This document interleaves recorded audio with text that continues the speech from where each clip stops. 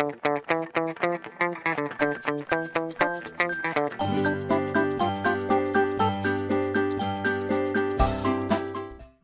Eric. Yellow, how's it going? Good, how are you? Good. Woohoo! I finally know. got you on the podcast. And migraine free.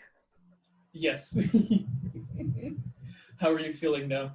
So much better. Yeah? All right, good. Sorry, there's just one thing I wanted to change. There we go. Wait. Yeah, I think that's how it works. Yeah. Can you say something? Hello. Yes, I can hear you. Beautiful. I'm just going to turn up the volume. There we go.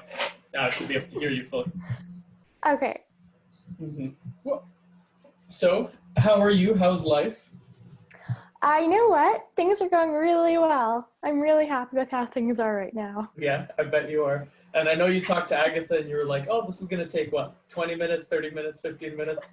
Well, I mean, that's what I thought. They have been going a little longer than that. They've been going for, I think I spoke to both Jessica and Christine for almost 2 hours each. Yeah, Agatha was telling me it's a bit longer, so. Yeah.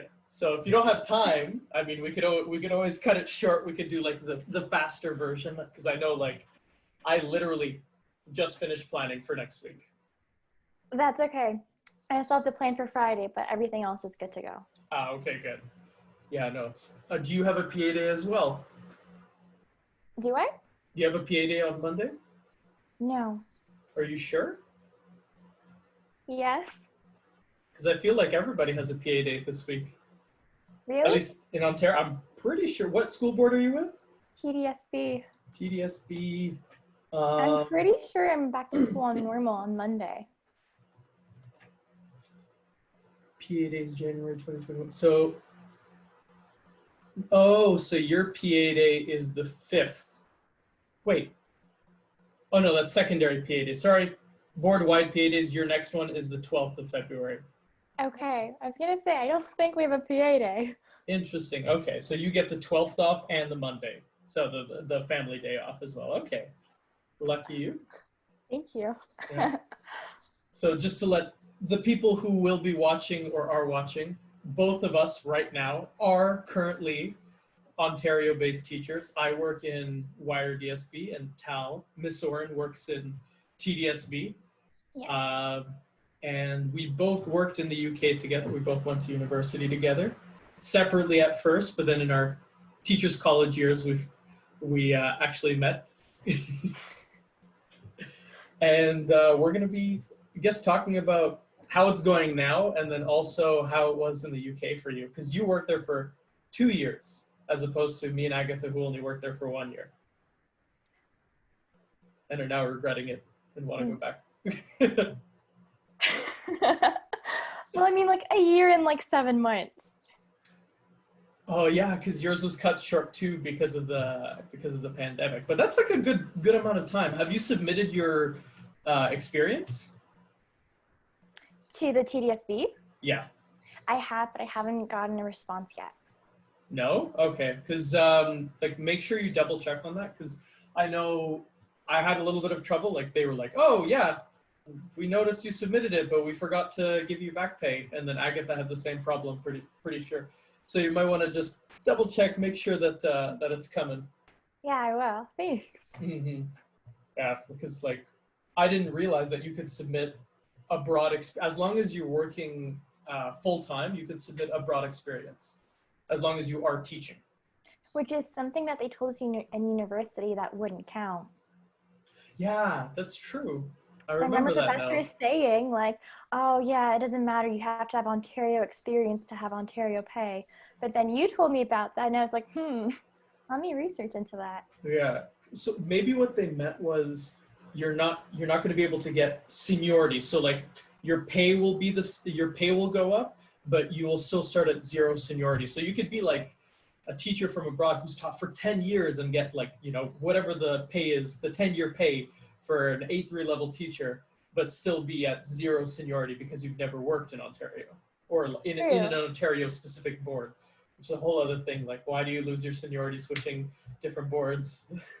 And also provinces, that doesn't transfer over either. I kind of understand provinces, but if you're already in the province, I think it should transfer over. I think you should, like, people move. You know, why would I want to essentially be stuck in one board forever or one school or whatever? If I want to move somewhere, I should be able to switch and still maintain my seniority. You should start a petition. I should. Oh, there's so many things I should do. Will I though? That's the problem. Maybe. I don't know. Like that. I'll save that for someone who like really cares about it. I feel like I'm not responsible enough to take on something like that. Someone who's planning on moving a lot within Ontario, specifically. Exactly. Okay. Yeah, exactly. So Tal, how have you been? Describe to me what your position is now in in Ontario. I have like my dream position. It's honestly like compared to everything that happened before, this is amazing. So I have 6 different classes of grade 4 core French. And all of my students, their parents opted for virtual learning in September. And so they've been online this whole time. And then a week before December break, I got a phone call asking if I wanted an LTO, which is like a long-term occasional teaching position. And I was like, sure, like I've been supplying up until now. And the lady was like, this is great. What do you want to teach? Do you want to teach core, extended, or immersion? You can do kindergarten all the way to grade 8. Like, what do you want? And then it's sort of like, pardon? Like, Yeah. this never happens. Usually when you get offered a job, they tell you exactly specifically what it is that you're teaching and you have an interview. And so she's like, what do you want? And I'm just like, I don't know how to answer this question because no one ever just says like, what do you want to teach? Yeah, exactly. That's not, especially not Ontario. No. And so she's like, you know what, we'll put you with grade 4 core French. Your planning will be very manageable. You'll be doing the same lesson 6 times a day. These kids still may not have had any French since September. So you'll be going in, teaching the very beginning. Like it'll be a nice entryway because I'm a fairly new teacher with the TDSB. And I was like, okay. And then I got really lucky because the TDSB purchased this amazing resource called like Ecos Pro Text. And it's an entire resource plan with 5 different units. The overviews for the units are provided, the lesson plans, the rubrics, like all the planning. It's amazing. And so everything's kind of set out for me and it's all organized. And yeah, I have 6 classes of grade core French, and I teach the same lesson 6 times a day, which means 5 lessons a week. Very lucky, I would say. Like that is insanely lucky. I like it was like I know everybody was getting positions really quickly, especially if you're going into virtual because they just really wanted virtual teachers. But to be given the opportunity to be like, hey, we have everything available. What do you want? I would have thought you would have chosen because I remember didn't you like younger grades more? Or is that just That's the thing. I really liked grade 1. I loved it, and that's what I was teaching in the UK. But then I realized like all my placements and practicums in Ontario, like 75% of them were in grade 4. Mm-hmm. So I think grade 4 is my favorite age group because Okay. I have the most experience with it. But then also virtual wise, like the kids are older and more independent. That is true. Oh, what I would give to have and I love my kids, I love them to death, but what I would give to have like those kids, but 2 or 3 years older. Because just like, and I have parents emailing me like, I don't know how you do it, Mr. Lovach. Like, all I hear is, Mr. Lovach, I deleted my work by accident. Mr. Lovach, I don't know how to get into the Zoom phone call. Like, I get 99% tech questions, 1% like content questions. They're in grade 2. They're 7, 8 years old. They're too young.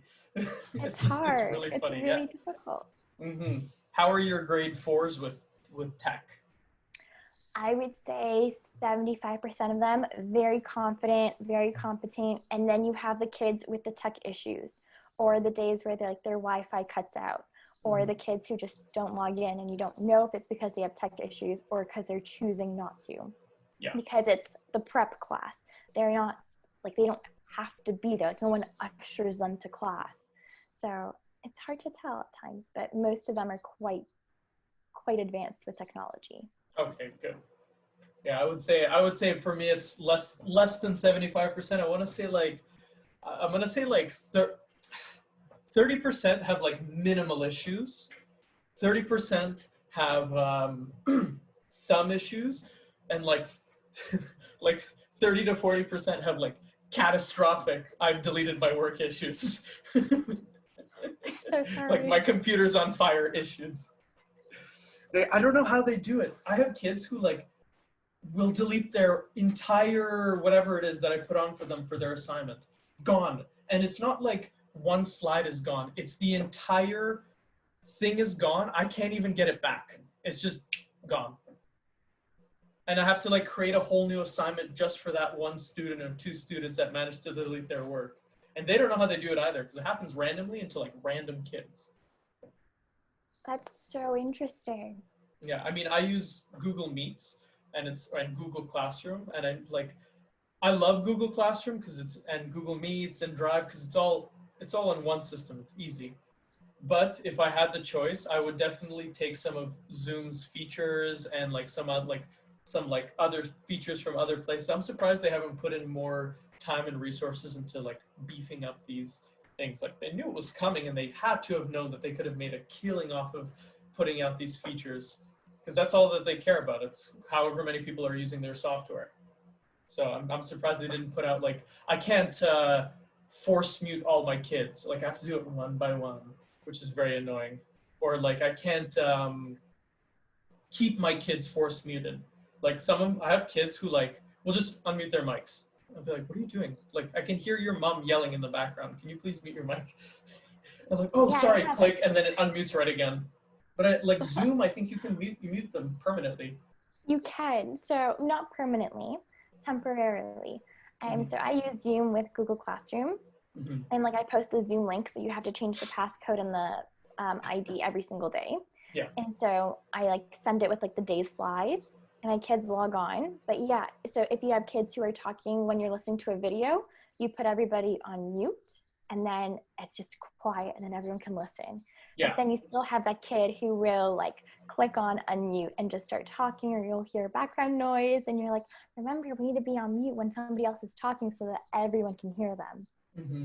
Yeah, And I've had to kick students out of meetings, and I know some other teachers have as well. Like kids who like constantly unmute, and not like by accident, like purposely trying to disrupt the class.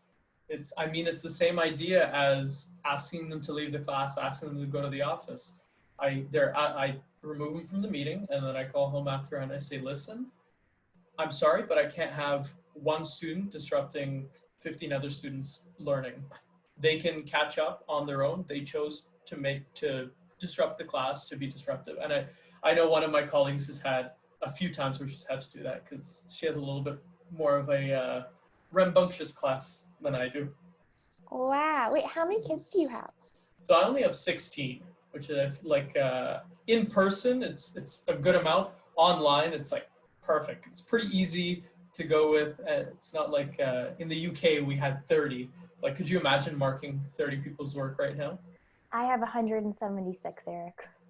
That is very well. Yes, that is very true. But you teach the same lesson every day True, for but every then single student, marking. huh? But then marking, especially because now we have a project coming up. That's That's yeah. 176. But a lot of for like Google Classroom and stuff, you could just get the thing to mark it for you.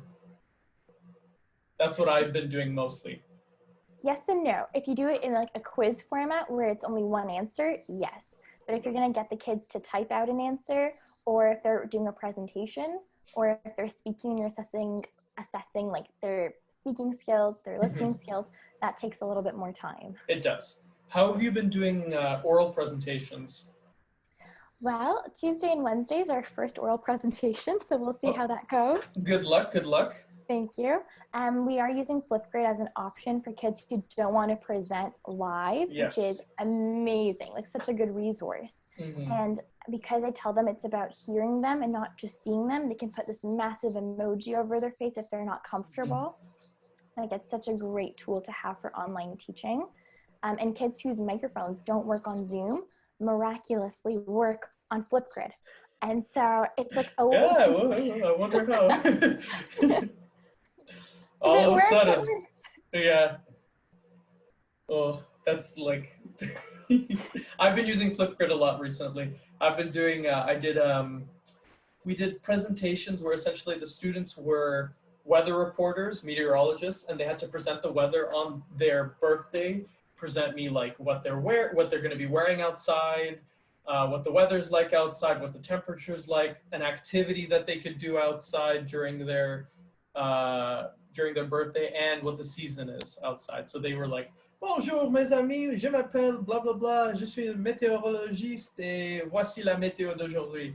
Aujourd'hui, c'est le 9 août et il y a beaucoup de soleil dehors. Alors, mettez vos crèmes de soleil, vos lunettes parce que c'est chaud. Like, so they had a lot of fun with that. Then we did like a coding dance. So they had to code a sequence of dance moves, and then they all did the dances on Flipgrid, and they That's loved that. so cute. Mhm.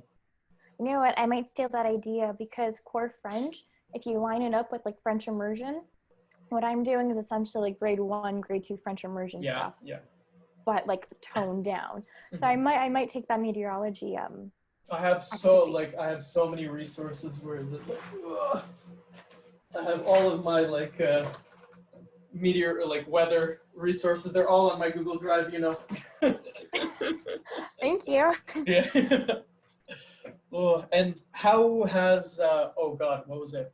It just flew out of my head. I was gonna say how is core French compared to like what you would think that French immersion is like, especially your kids. Were they missing that September to like mid-December chunk? Yeah. So like how is it right now with them? Because I mean that's incredible to me, not in a good way, that they haven't had a French teacher since September.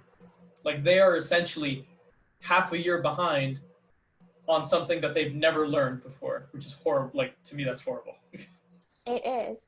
And like you would assume, oh my gosh, the amount of pressure I need to get them caught up. But then to me, it's like, well, no, I can't put that pressure on myself and I can't put that pressure on the kids. I want them to enjoy French. I want them to like French. The amount of kids to go through core French and by the end, all they know is bonjour, est-ce que je peux aller aux toilettes? And je m'appelle. Like if that's all they get from French, that's going to be really disappointing. Yeah, no, it's About horrible. keeping it fun, light, pressure free. And so I'm just doing what I can. I started the unit where you would have started in September. Yeah, So and it's that's what all you about should do. introduction. Yeah, if anybody expects you to catch catch these kids up when they miss September, October, November, and basically December, like they had what 1 week with you in They had 4 December. days. They had 4 days with you, even better. So they basically missed 4 months, and there's how many more months of school left? January, February, March, April, May, June. There's 6 months left. So they basically missed almost half of what they could have learned so far. There's no way that anyone in their right mind would expect you to they would expect you to do your best, trudge along, and make sure that these kids know as much as they can by the end of it, but no more than that. Like if they expect you to to do all the units by the end of the year, that would be psychotic to me. Yeah, but then that's the great thing about using this resource guide that the TDSB purchased. If you complete 3 out of the 5 units, you cover everything on the curriculum. So I've already just finished the first unit. I have 2 more units to get with them before I can fully understand that I've checked off everything in the curriculum. But the other thing is, no one really stresses about grade 4 core French. It doesn't have that same pressure that language does, like English or math or science. It doesn't have that same pressure from administration, from parents. Yeah. And so in that sense, it's a lot easier because I'm just going to try my best and get the kids to learn something valuable in French. But considering that it's a pandemic, academics is not the biggest focus right now. Mm-hmm. If the kids are behind, that's okay. They'll get caught up eventually.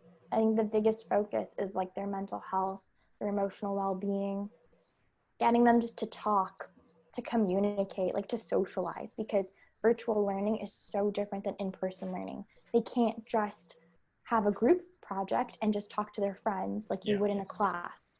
And so creating those opportunities, I think, is a bigger focus than making sure that they know how to say 5 sentences fluently in French within their first month of learning French. Yeah, exactly. I've like, all I do in like, for the last, 5 weeks that I've been doing it, all I've been doing is like, every morning, like the first 20 minutes, they have their travail du matin. And then also they basically have like, I put them in breakout rooms once they're done, and they can just chat with their friends for like the first 15 minutes, and then we slowly jump into it. We always start off with exercises.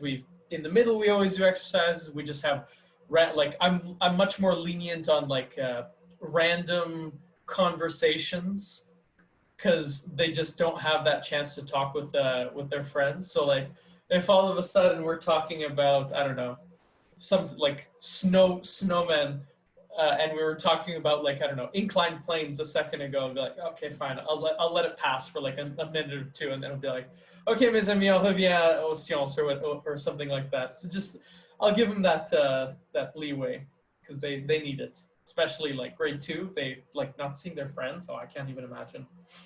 No, it's hard. And like, I feel for my kids as well, because they've been virtual the whole time, they haven't met their virtual class in person at all this entire year. And so I'm trying to be very conscious of that, but then also I only get my 40 minutes with them, and then class is done, and then I don't see them till the next day.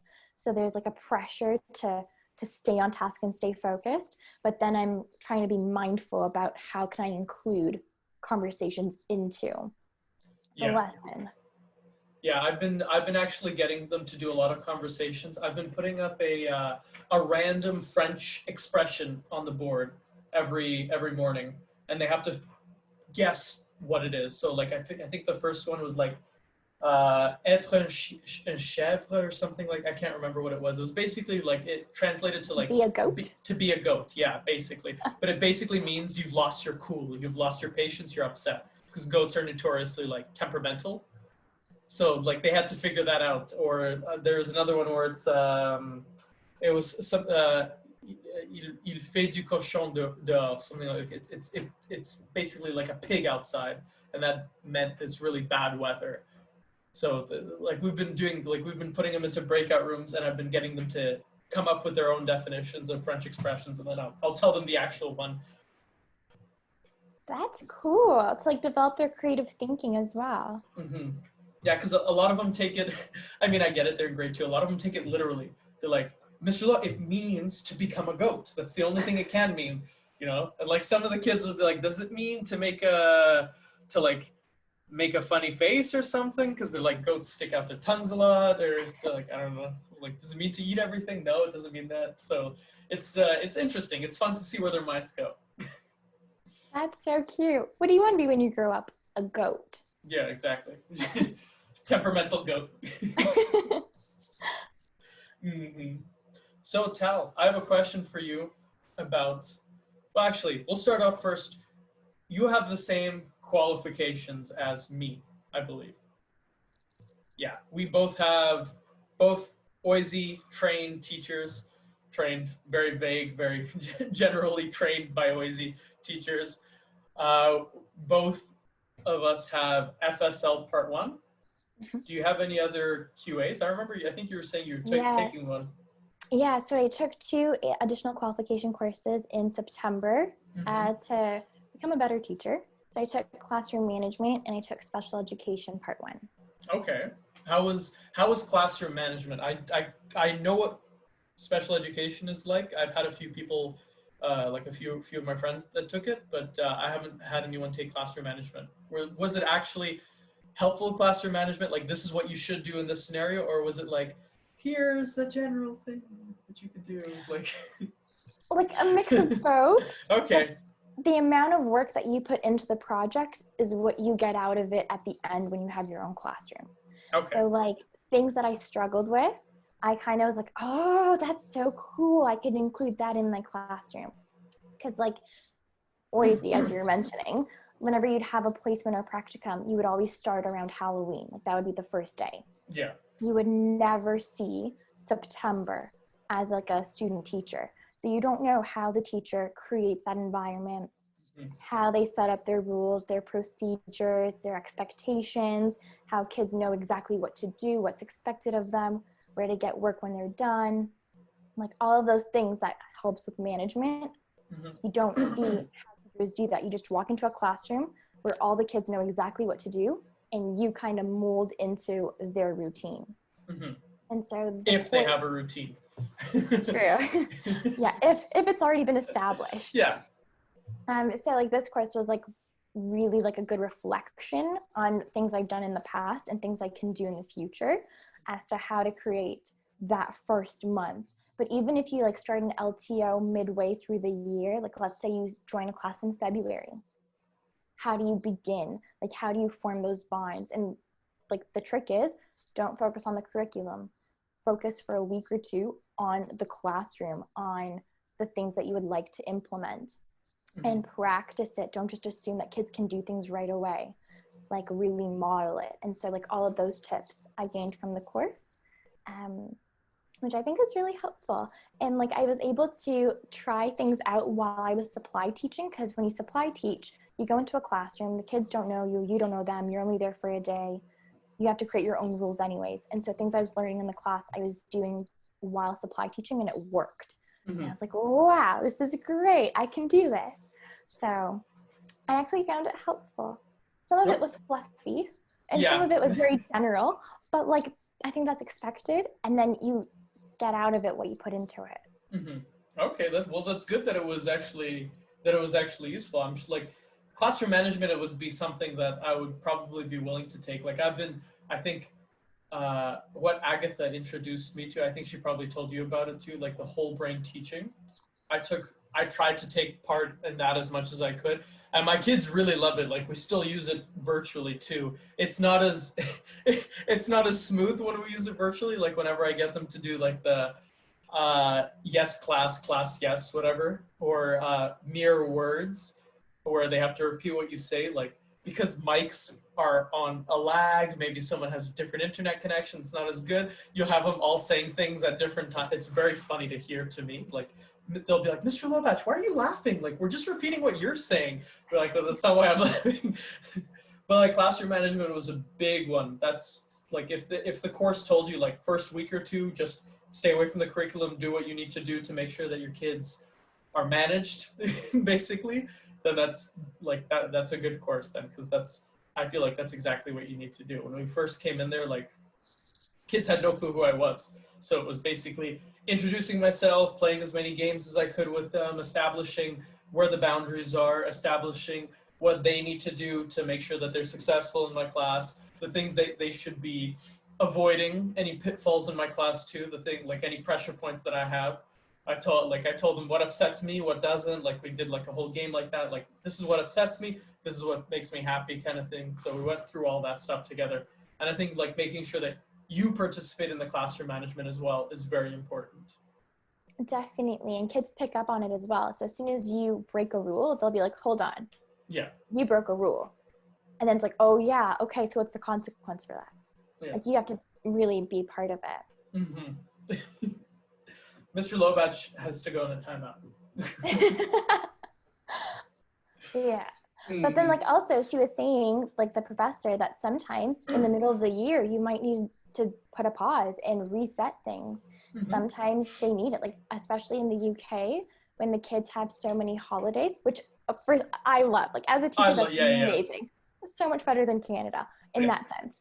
But like for kids, especially when they're little, to have 2 weeks off and then come back, and then have maybe like 5 weeks of school and then have another week off and then come back, that's very hard for some of them to readjust to being at home, to readjust to being at school. And so that like first week back, usually you dive right into the next unit and there's no time for that readjustment to happen. But now knowing like with this course, things like advice I was given, I think I would just focus on the first day back to make it light and fun and go over rules and expectations. Yeah, exactly. Like I try to practice my rules and expectations with them at least once or twice a week, just to like remind them, like, and we always pick like a rule that we work on specifically like 1 day a week kind of thing. Like this week we're going to work on like, I don't know, making sure our desks are really organized, and they practice that. And then I check every day for them, making sure that they're organized in the desk. This week we're going to make sure that we're really positive, and then like they'll have to show different ways that they're positive, and then et cetera, et cetera. So I try to play it around like that. So by the end of it, they've practiced all the rules that are on my like word wall or like rule wall that I have in my class. So virtual teaching wise, because we don't have display walls anymore, you can't just point to something physical where they can just read off or like refer to. What do you use for virtual? Aren't you glad I asked? Yeah, I bought myself a whiteboard from Staples. It's like, I think it was like $20, and it's a huge one. Like I went a little bit overboard. I didn't realize how big it was, but thank God, because like whenever I need to show something, especially in math or in French, like if my kids are asking me like what does this word mean, I'll like draw it for them instead of, a lot of my kids are like, just say it in English, Mr. Lovage. Or for No, math, like en if I'm, français. yeah, en français, mes amis. Oh God, I say that more often than anything. That's my favorite sentence these last couple of weeks. My kids have all forgotten to speak French. But yeah, no, like whiteboard or on Google Slides, or where is it? Like I'll open up a whiteboard on my, there's a few websites that basically you can present your screen and then open up a whiteboard and draw it on there, like whatever you need to. Yeah, And Zoom I'll has have that like, feature. sorry? Zoom has that feature. Yeah, I think Google Classroom does too. But I'm not familiar with it, so I think I just use a different random website. I just type in like virtual whiteboard.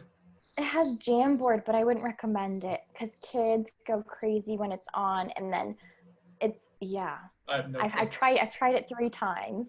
All 3 times, the learning happened, but it's a bit chaotic. It's a distraction. Okay, gotcha. Yeah, so I just use virtual whiteboards, or like if I really need something, like I have like my wall back here of motivational posters, or like I'll post something else on them. Most of the time I just have those up, and I have like, so like we were doing weather, and I have like a printer at home, a laminator. Not everyone has that. Not everyone's willing to use them either. Like if I need to print off a lot of stuff, I'll go into school and do it. I know I can. Some people can't. So like my visuals are like for weather. I would hold up this and I would hide it, and I'll ask my kid like, qu'est-ce que c'est? Or like, quelle est la météo aujourd'hui? And they'll say, aujourd'hui il y a une tornade. So like we'll do those kinds of things with them. It's not as fun as if you were in class. Like I do mostly qui suis-je and j'ai qui a in when I do it in person, but online, like it has to be like a physical item. Like here's this item, please read the card off. So what I do is I do something similar, but with Google Slides. So I'll present my screen, and then they'll just all see the visual. Oh yeah. I do that 100% of the time. I have my like Google Slide on my computer, and then I have a second computer that I borrowed from school, and I use that as my screen to see what my kids are up to. Like, and the Google, like I'm trying to make them as beautiful as possible, as nice as possible. I'm trying to put in all of like the funny GIFs and all that stuff, or GIFs or whatever you call it, just to make it entertaining for my kids. Because it's honestly, PowerPoints, there's been studies done on them, and Google Slides are the same thing as PowerPoints, that they are some of the least effective ways to transfer knowledge and information. Like they're just like garbage for doing it. Kids and adults hate them. They're useless. And it's mostly because there's so much, a lot of people cram as much information as possible into the slide, and they're like, read this entire wall of text. And it's like, no, you can have like a sentence on there. Everything else should be visual and like some other stuff. No one likes a wall of text across their PowerPoint. No, it's so intimidating to read.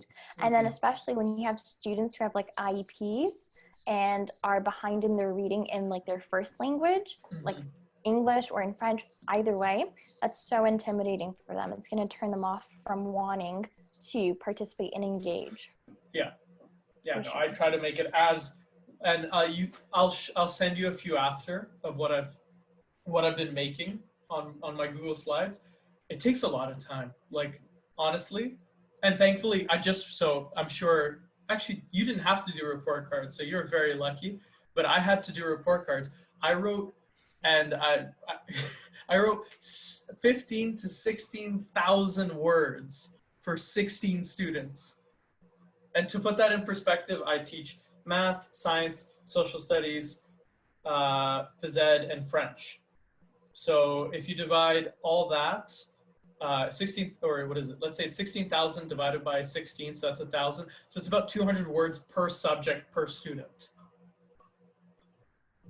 Yeah, it's crazy. And it was like, it took so long. And I used comment banks too, and it took that long. Yeah, I'm really nervous for report cards because I have 176 students and they need to have a comment for reading, writing, speaking, and listening in French. Yeah, but your comment's going to be in English. My comments will be in English, but it's still 4 comments per student for every single student. That's true, but I like, and not to sound, because I know like administrators and all this stuff like hate it, but like comment banks are your friend in that case. And also, you have 176 students. A lot of them are going to have similar needs, first of all, and similar achievements. Because there's only like so many things you can achieve in a very narrow classroom. Like you're teaching specifically core French. Like when I teach them, let's say science, their next step might not have anything to do with science. Their next step might be to, in general, use more French appropriate vocabulary. And I'll just put like scientific vocabulary in there. And it's because those students may not use enough French in my class. But I know that because I teach them for 5 hours a day versus you teaching them for 40 minutes a day per class. So like, I feel like, especially when you're teaching them more often, it's easier to come up with an achievement and a next step rather than if you're like 40 minutes, 40 minutes, 40 minutes, they kind of all like merge together. Have you memorized all your students' names yet? Okay, so yes and no, because some of them have their cameras off and some of them don't have working microphones. So some of them, I have no idea what they look like or what they sound like. Okay. Some students also have never joined the classroom yet. Yeah. And so they have attendance issues.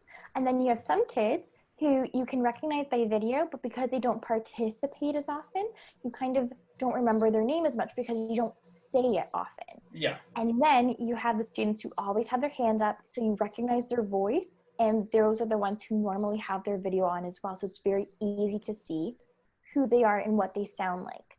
But the other thing is, like in a classroom, the way I would remember names is because this specific student sits here on the carpet and sits there at the table. Yes. It's very visual memory. On Zoom, their position on the screen changes all the time. And as soon as one kid has a hand up and they put the hand up icon on Zoom, everybody else shifts as well. So it's called sort of does it? Yeah. So I think for Google Slides or Google Classroom, it's, I know it's alphabetical order on the side. It might be alphabetical order for the actual visual icons. When they put up their hands, all I see is just a hand fly up. I don't like, I see the hand icon on their screen. I don't actually, they don't like jump to the front of the queue. Yeah, so that's what happens on Zoom. All the kids with their hands up and who are like have a thumb up or whatever, they get sent straight to the top of the line, and then everybody else kind of gets shifted around, and then when they put their hand down, they just jump to a random place back on the screen. Oh, so it's that's annoying. Yeah, so memorizing names in that sense is quite difficult, but I do the attendance every start of class. So I've read out all the names, so I know which kid is in which class. Yeah. I've been having a big problem with attendance, but not let my students not showing up, but like showing up a little later than they should. So like I don't send my attendance in until the end of class because I might have a student show up at like my class goes from, let's say 8:40 a.m. to 10:40 a.m. I might have a student show up at like 10:10 and like if I marked him absent, like, I mean, technically at that point, he was or she was absent. Like, they really are not getting anything out of my class if they missed an hour and a half of it. But True, but for you, attendance is something that's very serious because you do it through Trillium, which is a legal document. And if they're not present, then theoretically there should be a call home saying, "Oh, this child was not present today in that too, school." yeah. So I don't want to mark someone who's not absent, who actually, or who is absent, who's not absent. You know. Exactly. So for me, I don't have a Trillium account, so I You can't don't? actually. I don't. Well, I don't have a So Trillium. I use EDSB, but no, like but it like goes through Trillium. Yeah, yeah. yeah. So I don't have that because my first class starts at 9:30. So I don't do the morning attendance, and then my afternoon class starts at 1:15, and the afternoon starts at 1 o'clock. So I don't deal with the Trillium attendance, but I do attendance in my own classes so I can keep track of who's there because attendance is so up and down, and because I'm the prep class, like it's very easy for kids not to log in. So I want to make sure that there's consistency. And then at first I was told that the expectation would be that my kids would have a comment for French in their report card after knowing them for about 12 days. So my first 12 days, I was trying to get as much notes and information on the kids as possible. But then I realized I have nothing to say if this kid has shown up twice. And so Or I was like, less, you know. exactly. And so I would have lots of eyes next to kids who I just don't know anything about them. Yeah. But then I realized, oh, I don't have to do report cards. But this is such a good system. Let me keep it up. So now I track attendance, and it's great because I also like communicate with their virtual homeroom teachers. And I'm like, hey, has this kid been in your class? Because I don't know who this kid is. And then you hear more, and then you get a better understanding. Like, oh, actually, this student right now is out of the province. This student is right now in this country. Like, Okay. yeah, it's interesting. Yeah, it's easy for me because I have the same 16 students coming in. You obviously have a significant amount more students coming into your class every day. So like I know who's missing. I could just look at my computer screen very quickly and be like, oh, yeah, blah blah blah is missing, or so and so is missing, or everyone's here. Like I could immediately, like just by how many boxes I can see on my screen, I can tell like, oh, I have 16 boxes on my screen of my kids. Boom, beautiful. I can start the class. Yeah, I don't have that. I can't do that. And then at the end of class, I can be like, oh, right, here are my 5 kids that joined late. So I'm going to mark them present because I also like write it on a sticky note. But like I wouldn't be able to say at the end of the class, like at the end of my school day, which kids were absent in all of my classes unless I like tracked it. Of course, yeah, you have way too many. Like I could tell you off my head who was absent which period, basically, because I had the same 16 students. Wait, so then do you get prep? Yeah, I get prep. So for the schools that essentially went virtual for like not from the beginning of the year, but were pushed into it when the numbers started going up for COVID, we essentially get prep the same time that we would have had prep in person. So I have four prep periods a week, and it varies. Like most of my preps are between 1:10 and 2:10, but some of them are like 9:40 to 10:40, and another one is between 11:10 and 12:10. So like I get an hour prep almost every day, which is it's good. I know some people that get prep like every single day the same time. They've been like on virtual the entire time, and they've made their schedule however they want. They made it with their homeroom teachers. They set it up perfectly for themselves, and it's beautiful. But mine stays the exact same. We're meant to keep the exact same schedule as we would if we were in person. Do you get prep? Yes, I do. So I get half an hour in the morning, and then I get 15 minutes in the afternoon. That in total, it equals 45 minutes. Do you get it every single day? Yeah, because my classes are scheduled for the same time each day. So like I'll meet my 4L class every day at 9:30. And how do you feel about that 30 minutes and 15 minutes? Well, the good thing about the morning one is that I like start my school day at 8:30. So it feels like I have an hour before I see my kids. So I get quite a bit done. And then because I have 15 minutes in the afternoon, technically whenever I'm done eating my lunch, from that point on until 1:15, that also I consider as a prep time. So it's still quite a chunk of time to get things done. Yeah. but I missed the UK's prep schedule. That's something that I thought was amazing. So in the UK, they get 3 hours in the morning or in the afternoon, and it's just a block of time once a week, and then you plan for the whole week during those 3 hours. But it's so productive because you're in the right headspace. You have all your ideas. You just keep going. Yeah.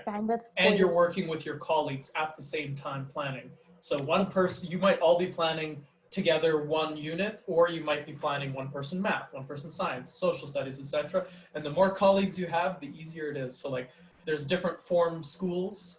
You can have a one form school, which kind of sucks because that means you're only one person. Or you could have what my school was, a four form school, where you have 4 people planning at the same time for you. So you're basically only responsible for one subject. It's excellent. It's beautiful. It's amazing. That's what I had as well with 4 form, and then my second year was 3 form. So much better. Although right now I can't complain because my planning is so straightforward and it's pretty much done. So I'm really lucky. That's something that I've noticed, and it boggles my mind. And I would want to sit down to whoever is responsible for so you have this resource for yourself, like this core French resource. There is nothing like that for French immersion from what I can tell.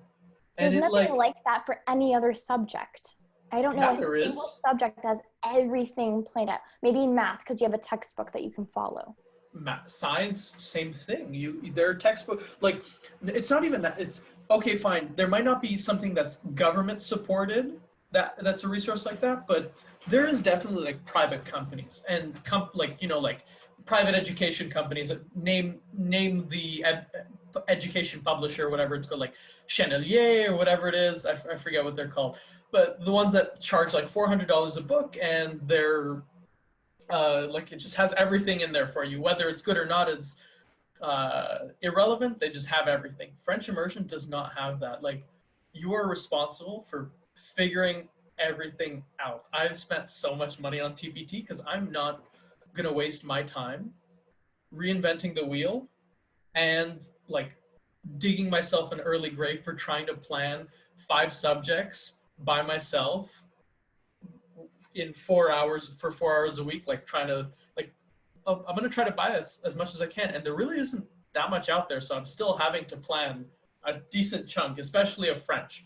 Science, social studies, math, all that stuff, pretty good. French language, barren, like the resources. It's like very, it's like, one-off resources, not like a whole unit, which is the problem, because then you have to figure out how to connect everything together. How are you finding the Facebook groups? Because I know I've joined so many, and people are like, oh, here's a unit.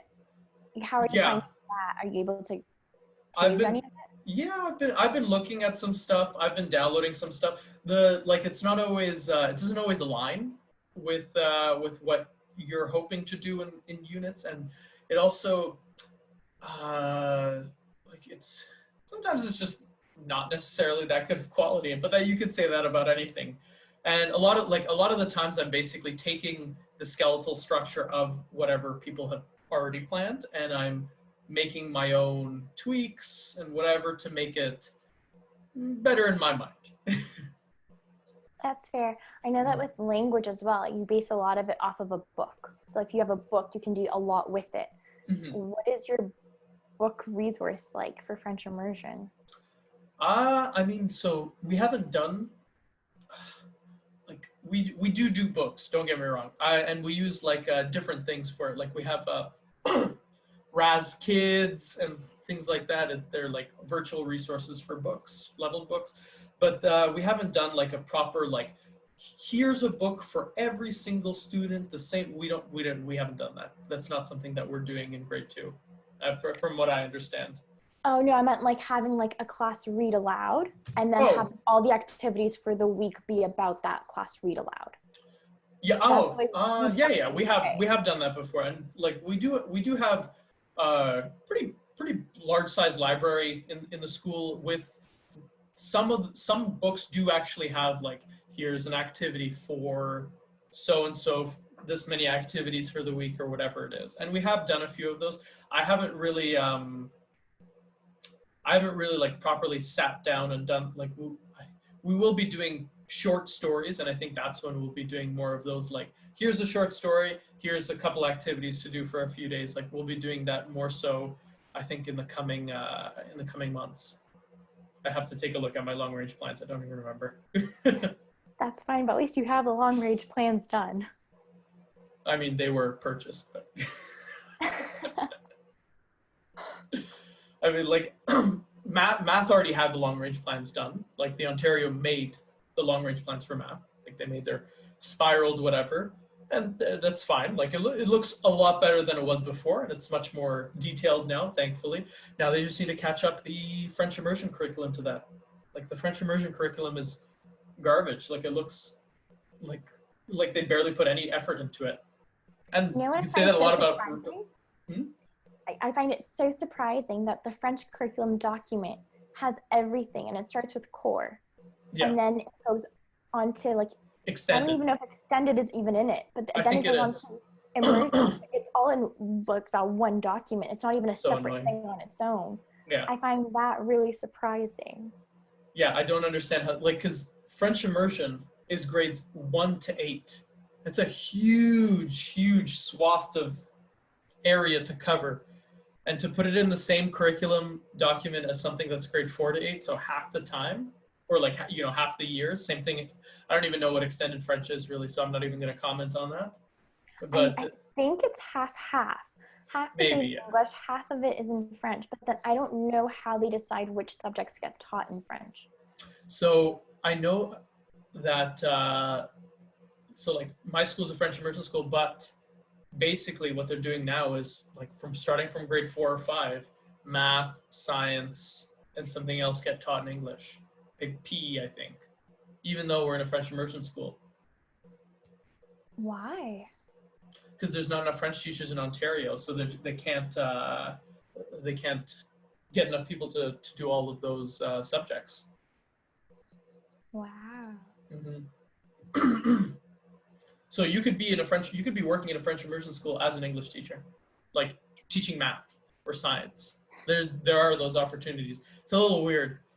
Did you go to a French immersion school? No, I did, and it was 100% in French, everything except for English class, really, is what I remember.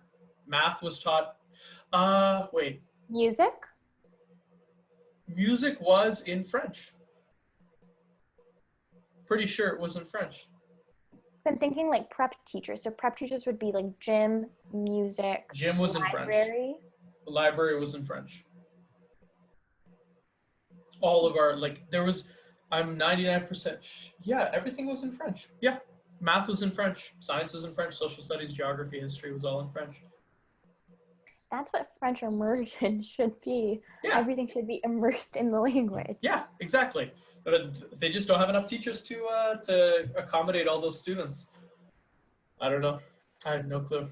Is it specifically this year because so many teachers had to go online as well, or is it just in general? I think it's been like that for a few years now.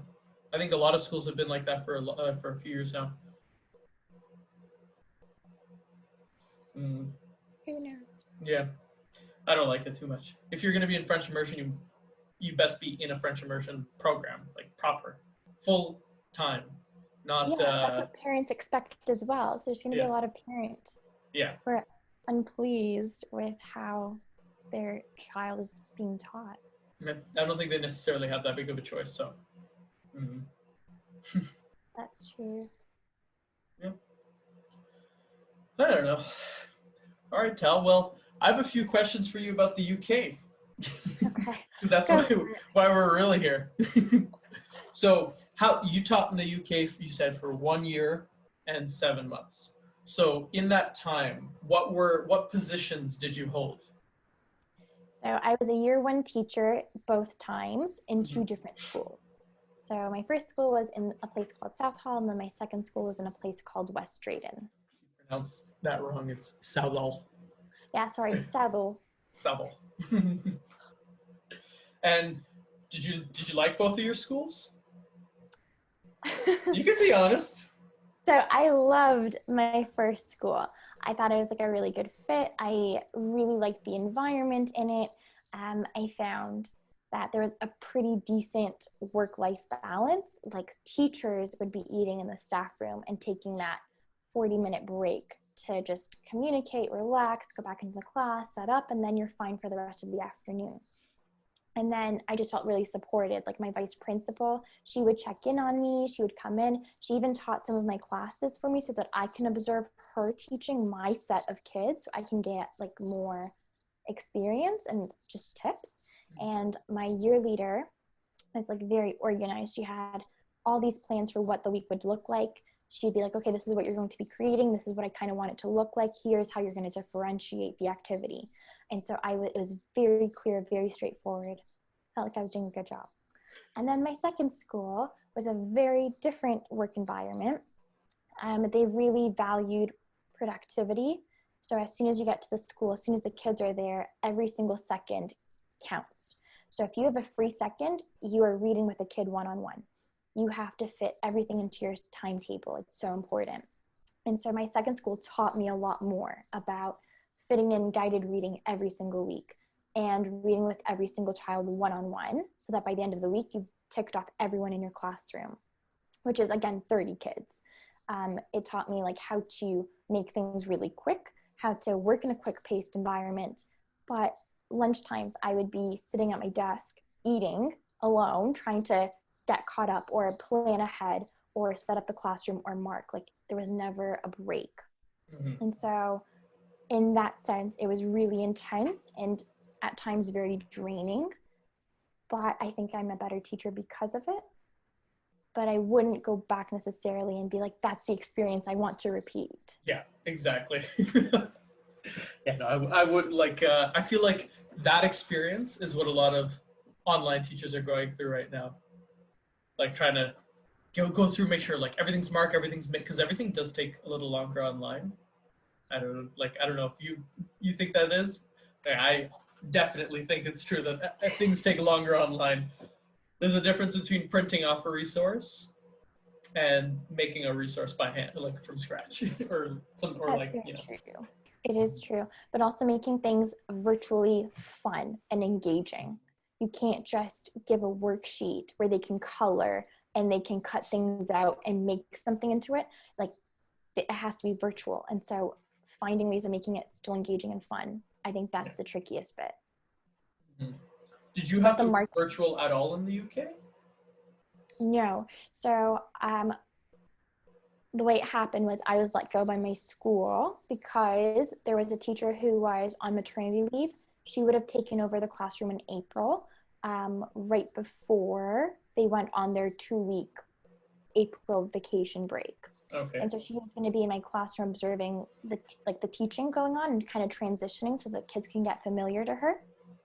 But then it was on the news that Trump was closing the US borders and nobody knew what was going to happen with Canada. Mm-hmm. And then I realized, well, if I don't have a full-time job in the UK, I can't afford to live there. And I can supply teach with a guaranteed income of supply teaching, but it's contingent on the fact that schools remain opened. Yes. And at that point in time, the UK, Sweden, and one other European country were the only countries out of like the 50 or 60 European countries that had schools still open. By that point, every other like country had their schools shut. And so I was like, okay, well, that's a really big risk. And then Trudeau had that announcement saying like all Canadians living abroad, it's time to come back home. Mm-hmm. And so I was like, okay, well, I don't have an income anymore. I should be heading home. Who knows what flights are going to look like? Like, I don't know what the world is going to look like in a week or two, let alone a day. So I booked a flight. I told my principal on that Monday morning that it would be my last day because I have to rush home and I'm going to try to get my flight to be earlier because my flight was, I think, within a week's time. Mm-hmm. And then I had that week to like pack up my life and head back home. So it was just quite rushed. Yeah, no, that's got it. Like that is brutal. Did you imagine like everything was okay though? Your principal was okay with the fact that you were like I'm sure it wasn't the most pleasant of conversations. Well, okay. Being let go and then still being told to come into work for a following 3 weeks is really hard on your mental health because you know that no matter what you're doing, like it doesn't matter because you're not going to be there. So it was getting all like the marking done, writing comments for each kid because I knew them for 7 months. This new teacher will only know them for about 3 or 4 before they have to do like their final report cards. Mm-hmm. And so I was kind of like wrapping things up. I had to write, I forget what kind of assessment we had to do, but I had to complete something online for each kid, for each subject. It wasn't a report card, but it was, I forget what this is. It's like a, it's like a report card, but you don't have to write down anything about the students. You're just plugging in all their marks for every single strand in the UK curriculum document. Okay, interesting. So that's what I was doing because the new teacher wouldn't know who the kids were, where their levels are. Mm-hmm. And then that was pretty much it before heading back home. No, okay. And then when you got back home, started applying right away for jobs in TDSB. No, I was stubborn. I thought it's fine. I'll be back in the UK for May. I'll be back in the UK for June. And of course, that didn't happen. And then I was like, okay, well, Australia is still happening. My visa's paid for. My flight's in August. I'm going to be moving there. It's fine. Like, it'll work out. But then, their border is still closed. Yeah. So, What is going on with their visa thing? I know that they said that basically anyone who had applied, you can get a refund or you can get your visa like pushed to the next time, yeah. something like that. So what I'm going to do is I'm going to reapply for it once their border opens up. Mm-hmm. And then I won't have to pay for it because I've already paid for my first one. Okay, good. So it's good. It's good that you like managed to get that deal because I know a lot of people were worried, especially you, about whether or not you'd be able to, like, was that a waste of money essentially, yes or no? Well, considering that I still have like £6,000 worth of travel vouchers that I haven't gotten back yet, a little frustrating. But you know what? It's £600 worth of travel, like for what? 6,000. £6,000 worth of travel. What do you mean? So, oops, not thousand. You're right. 600. You're right. Sorry. 6,000, like, dang, Tal, you're spending a lot of money on travel. 6,000, No. that's like 10,000 Canadian dollars right there. No, what am I saying? It is 6,000. I was right the first time, then you made me doubt it. I have so many travel vouchers. I had all my flights to Africa. I had my group trip in Africa. I had the flights to Croatia, the group tour in Croatia. Forgot about all this, yeah. Iceland and Hawaii and Australia. And like, yeah, no, £6,000. That's how much I'm still living on. So do you know what's happening with them? Yeah, so most of them have now been extended till 2022, which is amazing.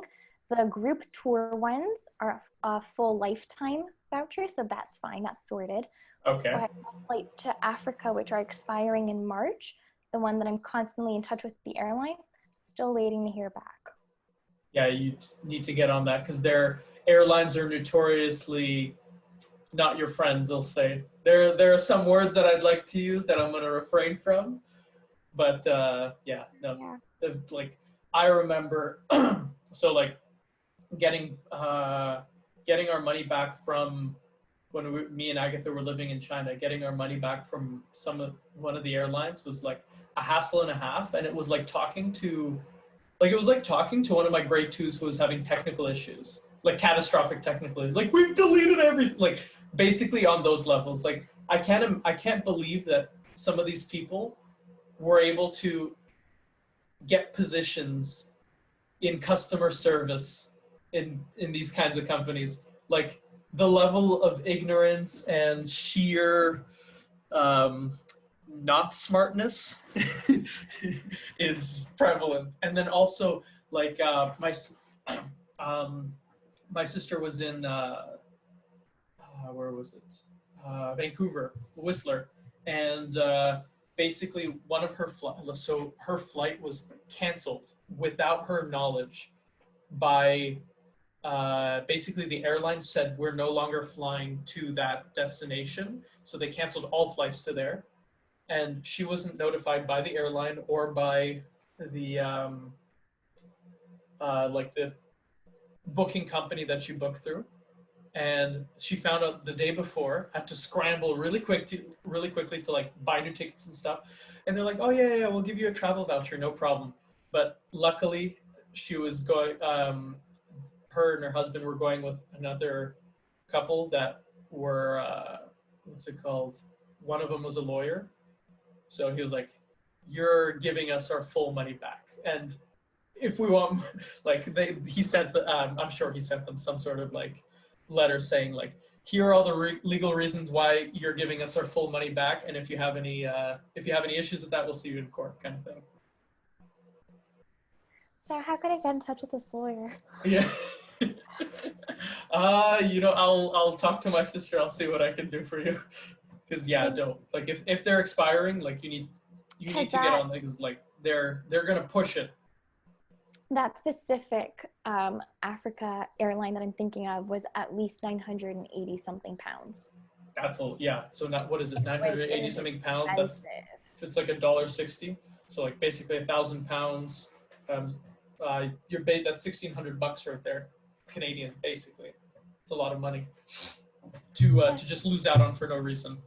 Exactly. So hopefully, I mean, I'm still waiting on the emails. Email them every single day. I don't want to annoy them. That's what I did, and like I forget who it was that I booked with. It was like some regular like North American thing that was traveling between like certain cities in China, and it was a UK based company, and I called them, I emailed them, I like tortured them until they gave me my money back.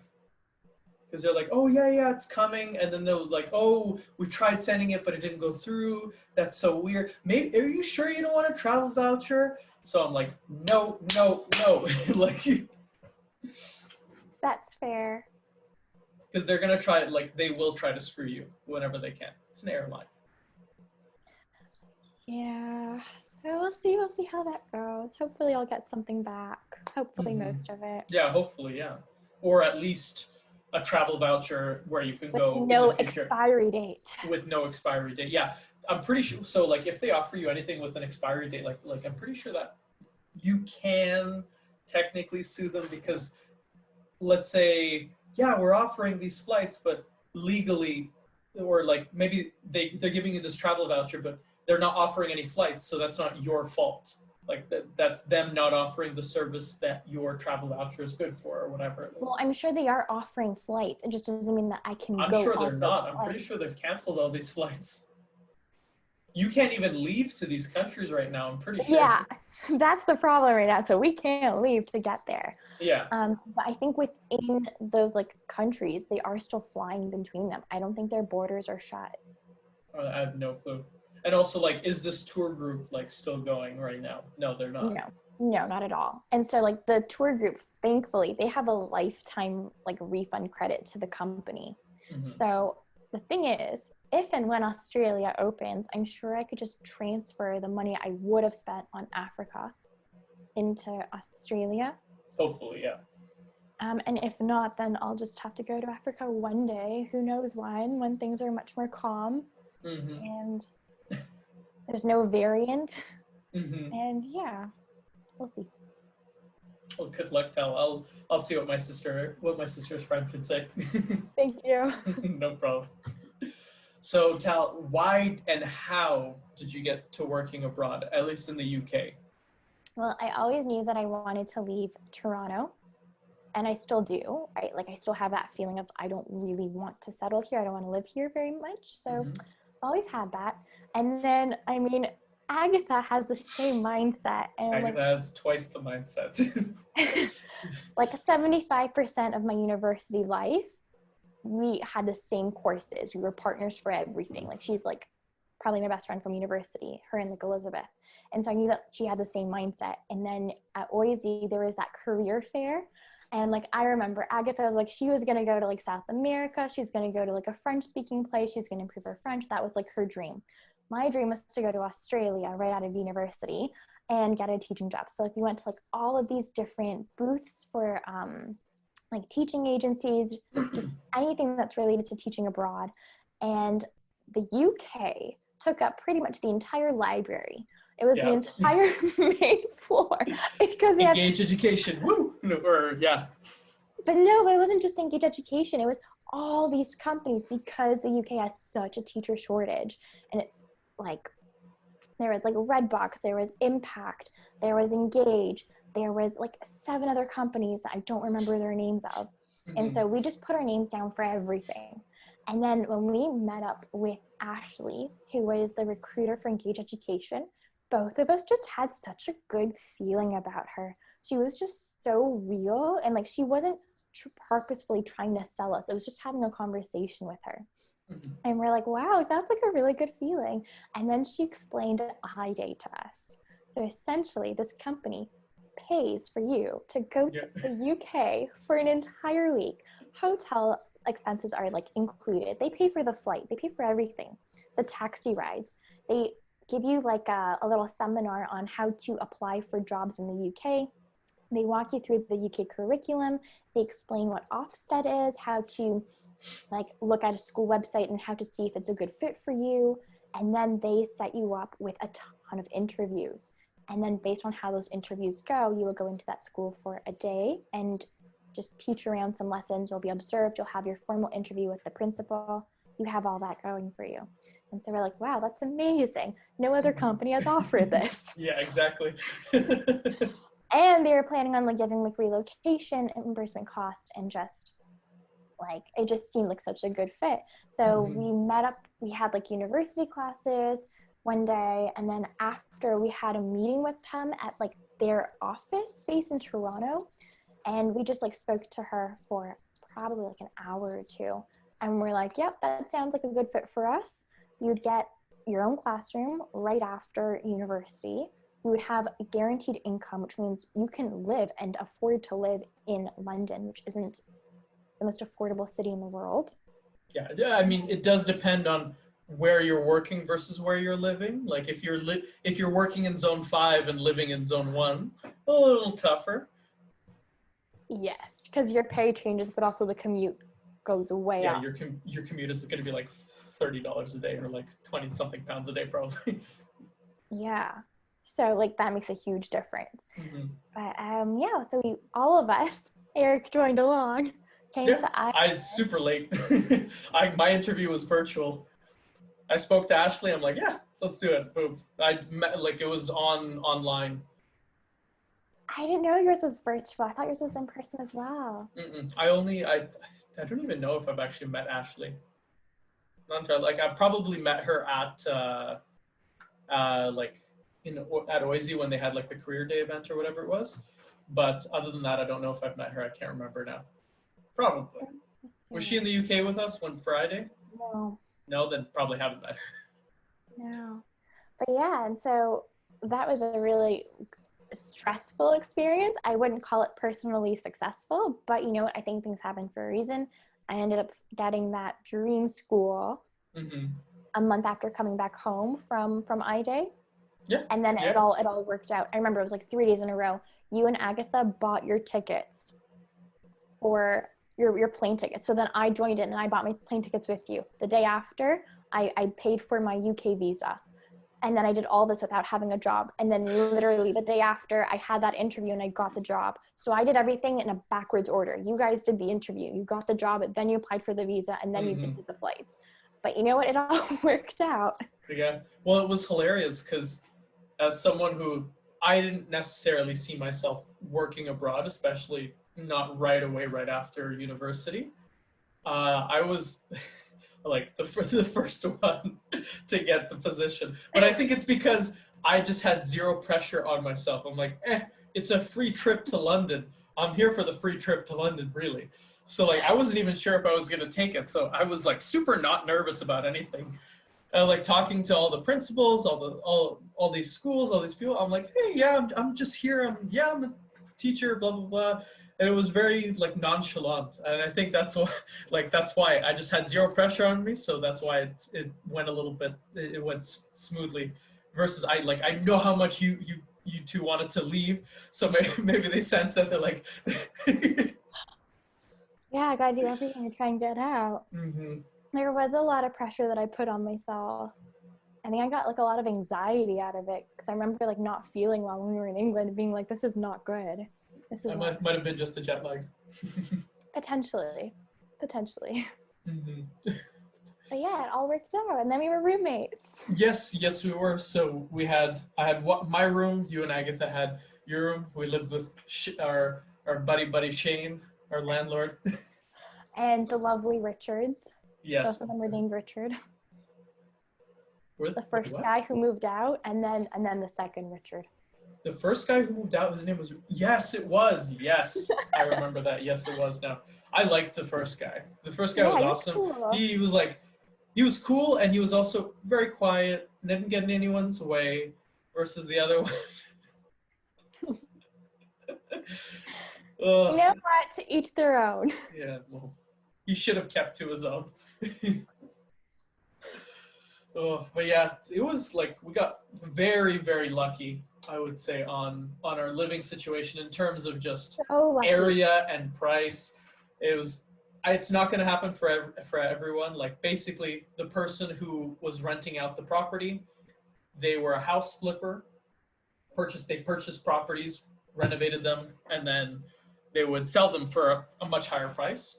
And because of Brexit, because he bought it at the I guess technically it would be at the height of the market. And when Brexit happened and he finished renovating, all housing prices were much lower. I remember he was talking to me about it.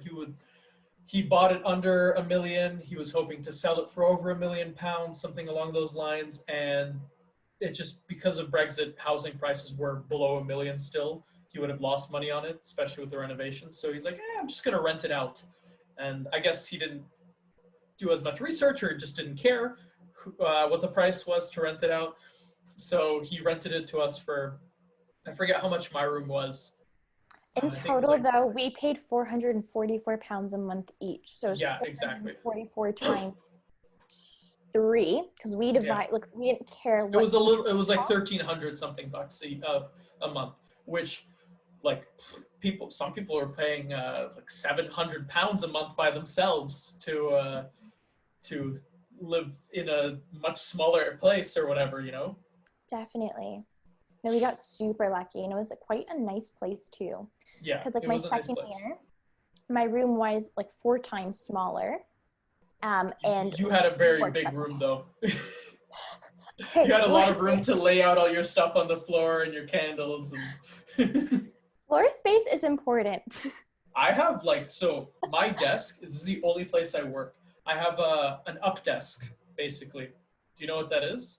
Is that like a standing desk? So I can lower it and raise it based off, I can stand at it or I can sit at it. And this is my desk. That's all the space I need to work on, especially now that we're virtual. There's really not that much paper, so to speak. No. And yeah. I don't really have, most of my papers are properly sorted in binders. I hate having loose things. So they're all in protective sheets and carefully laid out. It's weird. As a kid, I never would have expected myself to be this organized as an adult. Really? I make my bed every day. I do my laundry, all this stuff. I was such I was the kid who would annoy the teacher to no end, make them cry basically. I was the bad naughty kid in class. And now I'm the teacher who's organized, these are my papers, don't touch them. These it's very strange to see what you become when you're older. But yeah, though we got super lucky, super duper lucky. We were so close to the station as well. Yeah, probably 200 meters away from a fairly good station. And yeah, considering we had so many options of how to get into London. Yeah. And how to leave London and go to other towns. Yeah. Yeah, that's true. And we had another station probably around 600 meters away from us, just because of the way like you had to walk around the streets. That's the way that I would take every day into work, and it was So my really easy to second get to. place, my second place was 1 minute walk from that station. Oh, okay. So you lived. Wait. Oh, okay. So you lived basically right around that area. There was like Middle Eastern like convenience store type thing, and like a few other small stores here and there. Yeah, because like Ealing Village, like the place where you could see like the green bars, they had like the pool and everything. That's where I was living, in that complex. Yeah. Okay. Okay. Gotcha. Yeah, Not bad. but then it was quite a walk to get to the place, especially on like dark, cold mornings, because Yeah. I would wake up at 5:45 and I'd be out of the house by like 6:15 to catch like the 6:20 train or the 6:25 train. So How early would you get into school? How far away was it? So this was the second year. Yeah. It would take me about 40 minutes, like 10 minutes to walk to the station, 20 minutes on the train, and then 10 minutes to walk from the train station to the school. So Oh, I would okay. Well, yeah. get there for 7 in the morning. That's so early. I would get It to was I would get brutal. to my school at like 7:30, 7:40 in the morning. That's when I worked there, and that was like about a 10-minute walk, 8-minute walk to the station, 20-minute train ride, and then I would usually stop into like oh, I forget what it's Tesco? called now. Huh? Not Tesco? Tesco, not Tesco, the purple one, purple and orange. Um, Asda? at No, not Little? Asda. No, not that one either. There's another one. But basically, they had chocolate twists, and I would get those every morning. They were like a pound or something. I'd get 2 of those and a chocolate milk, and then be on my way. And then that would take like another 10 minutes to get to my school. But I would get up. The only thing that I cared about was making sure that I got to the train station for the early bird Early. special or whatever it's called, Yeah. like the off-peak hours where it would cost you £1, not like 2.25. That was a big motivational factor as well for like West Drayton to have like the cheapest commute possible. Mm-hmm. But then when like thinking back on it, like my first year, such a better work environment. Like I would get to school for like 7:45, 8, and I would be set. And I got to like sleep in a little bit more. Yeah. Oh, I remember you like me and Agatha walking around, be like, "Is Tal awake yet? Like, where is she?" No, time to sleep in just a little bit. Mm-hmm. But yeah, no. So your commute was it your first year commute was longer probably than 40 minutes? No. It was closer. The thing is, I had to take a bus. That's what made it or didn't make it, because it depended on the traffic. Mm-hmm. My first year was taking the train and then a bus. Coming home, there was always a ton of traffic. Yeah. So coming home took me much longer. Mm-hmm. But getting to school, I was fine. But then I learned that, like, in England, it's so different than like the TTC. The bus fare is its own thing. The train fare is its own thing. The train fare depends on how far you travel and the times between you travel. Whereas in Toronto, it's just one cost for your entire trip. Doesn't matter Usually. where you're going. So like for my area, if you're taking the bus from Shepherd West Station to where I live, which is Thornhill, Vaughan area, once you cross, so if you're going down Dufferin and you cross Steeles, that's an extra fare. You have to put in like an extra $1 or whatever. You're crossing over into York region. Like that to me makes sense. Yeah. That's fine. But like in London, doesn't matter where you're going. The fare just changes all the time. And so I learned. But no, you cross into different zones. Depending on how many zones you cross is how expensive your fare is, basically. Well, and true. There's an inner London zone, and then an outer, and then there's a second zone, third, fourth, fifth, whatever it is. Basically, the more zones you cross, it's like, I forget how much it was. It was like 40 or 60 pence more per zone. But it also depends on the time that you travel. That's true. So if you travel off-peak hours, it's significantly cheaper. I was paying every week. I was paying. I think it was, what was it? It's $5. I was paying £10 a week to travel to and from school because I was hitting the early bird special, basically. the off-peak hours. But if I wasn't, it would be closer to like 20, 25, $27, 27 pounds, sorry, per week, which is a significant amount of money when you add it up together.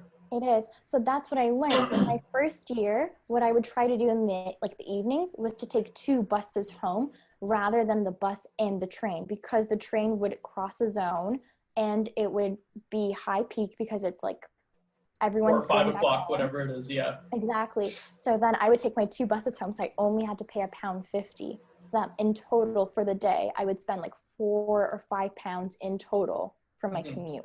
And I was like, I'm saving so much money. And then I'm thinking like, but I'm spending so much time on the bus. But then it's like, well, when else am I going to be in a double decker?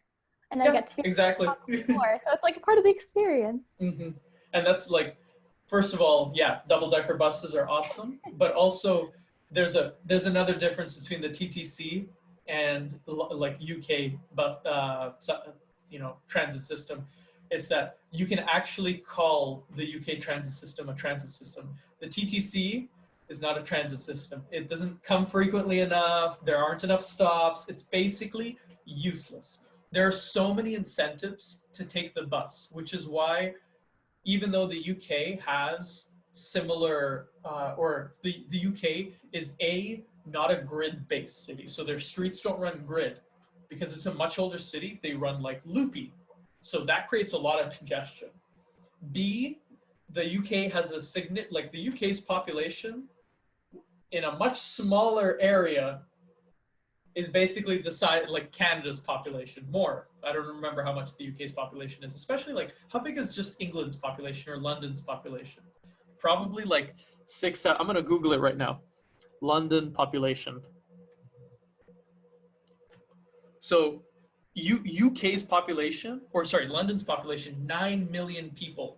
So 9 million people, but you have the same congestion as Ontario traffic with like however many more times the population size, like 3 times the population size. So their transit system is effective.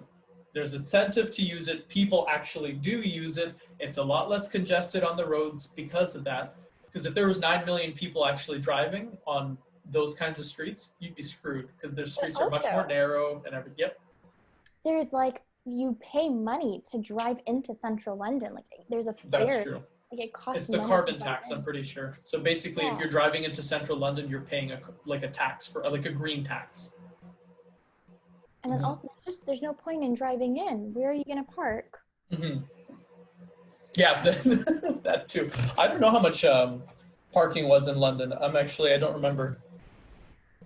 I just know that it's hard to find a spot because there aren't that many spots. I don't remember. I wish I could remember how it was parking and things like that, because I drove once in London, or like in the UK driving to Stonehenge. That was it. Yeah. And it was like, it was very annoying to try to get a car. It ended up being like I wasn't old enough at first, and then someone else had to sign up for it, and this and that in the end. There was a lot of stuff. Yeah, it had to be like Candace who had to sign up for it because she was a year older than us. Was it because you had to be 25? Yeah. And I realize that now. It's like, it's the same rule in Canada too. You have to be 25 to rent a car, I think. I think it depends on the company. I'm pretty sure you have to be 25 here. Like, they won't rent it to you if you're not over 25. Really? I'm pretty sure. Even if you're a Canadian driver with a G license? Yeah. It's insurance purposes. Because you're at so I think it's because under 25, you're in a much higher risk category, like a risk bracket for causing an accident. But see, I don't know if that's necessarily fair, because what if you got your license when you were 24? Just because you're 25 doesn't make you the better, more experienced driver than someone who's driving since they were 16. Statistically, it is just on average. Those companies spend billions of dollars calculating risk. That's all that they do all day. And they calculate to the millionth decimal space what the risk is of like a 24-year-old versus a 24-and-a-half-year-old versus a 25-year-old versus a 30-year-old. So they know what they're talking about. That's the only area of expertise that they care about is risk assessment and how much money they can keep when you screw up. Oh boy. hmm So, what would you say would be like pros versus cons? Like, I know it's a little bit more difficult because you're going to be comparing essentially virtual teaching to in-person teaching, which isn't really a proper comparison. But like, what do you like living in the UK versus, let's say, Toronto? Especially like you were someone who wanted to leave Canada. Like, what what are some of the positives compared to Toronto from the UK? Okay, pros of living in the UK. First of all, they have an accent. Second of all, architecture. Like it's so much more pretty there. It is. Like everywhere you go, there's things to explore. And like you make friends who are international. All the friends we made, honestly, were all Australian. Yes, they were. And they have lovely accents too. And like they're like lovely people. And when you live abroad, you feel like you're in some kind of adventure. You're not stuck in something that's very like mundane and like repetitive. hmm And like you can decide, let's go to Oxford for the weekend. Let's go to Greenwich on Saturday. Oh, there's a yoga festival. Eric, come on, Yeah, let's go. yeah, or a vegan festival. A yoga and vegan festival, Yeah. even better. hmm Like there's just things going on all the time and things to see.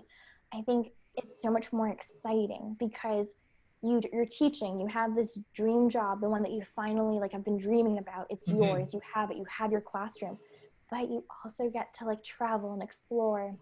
And as you were saying, like London is so central, it's so easy to travel to anywhere in the UK from London, but Yeah. also all of Europe.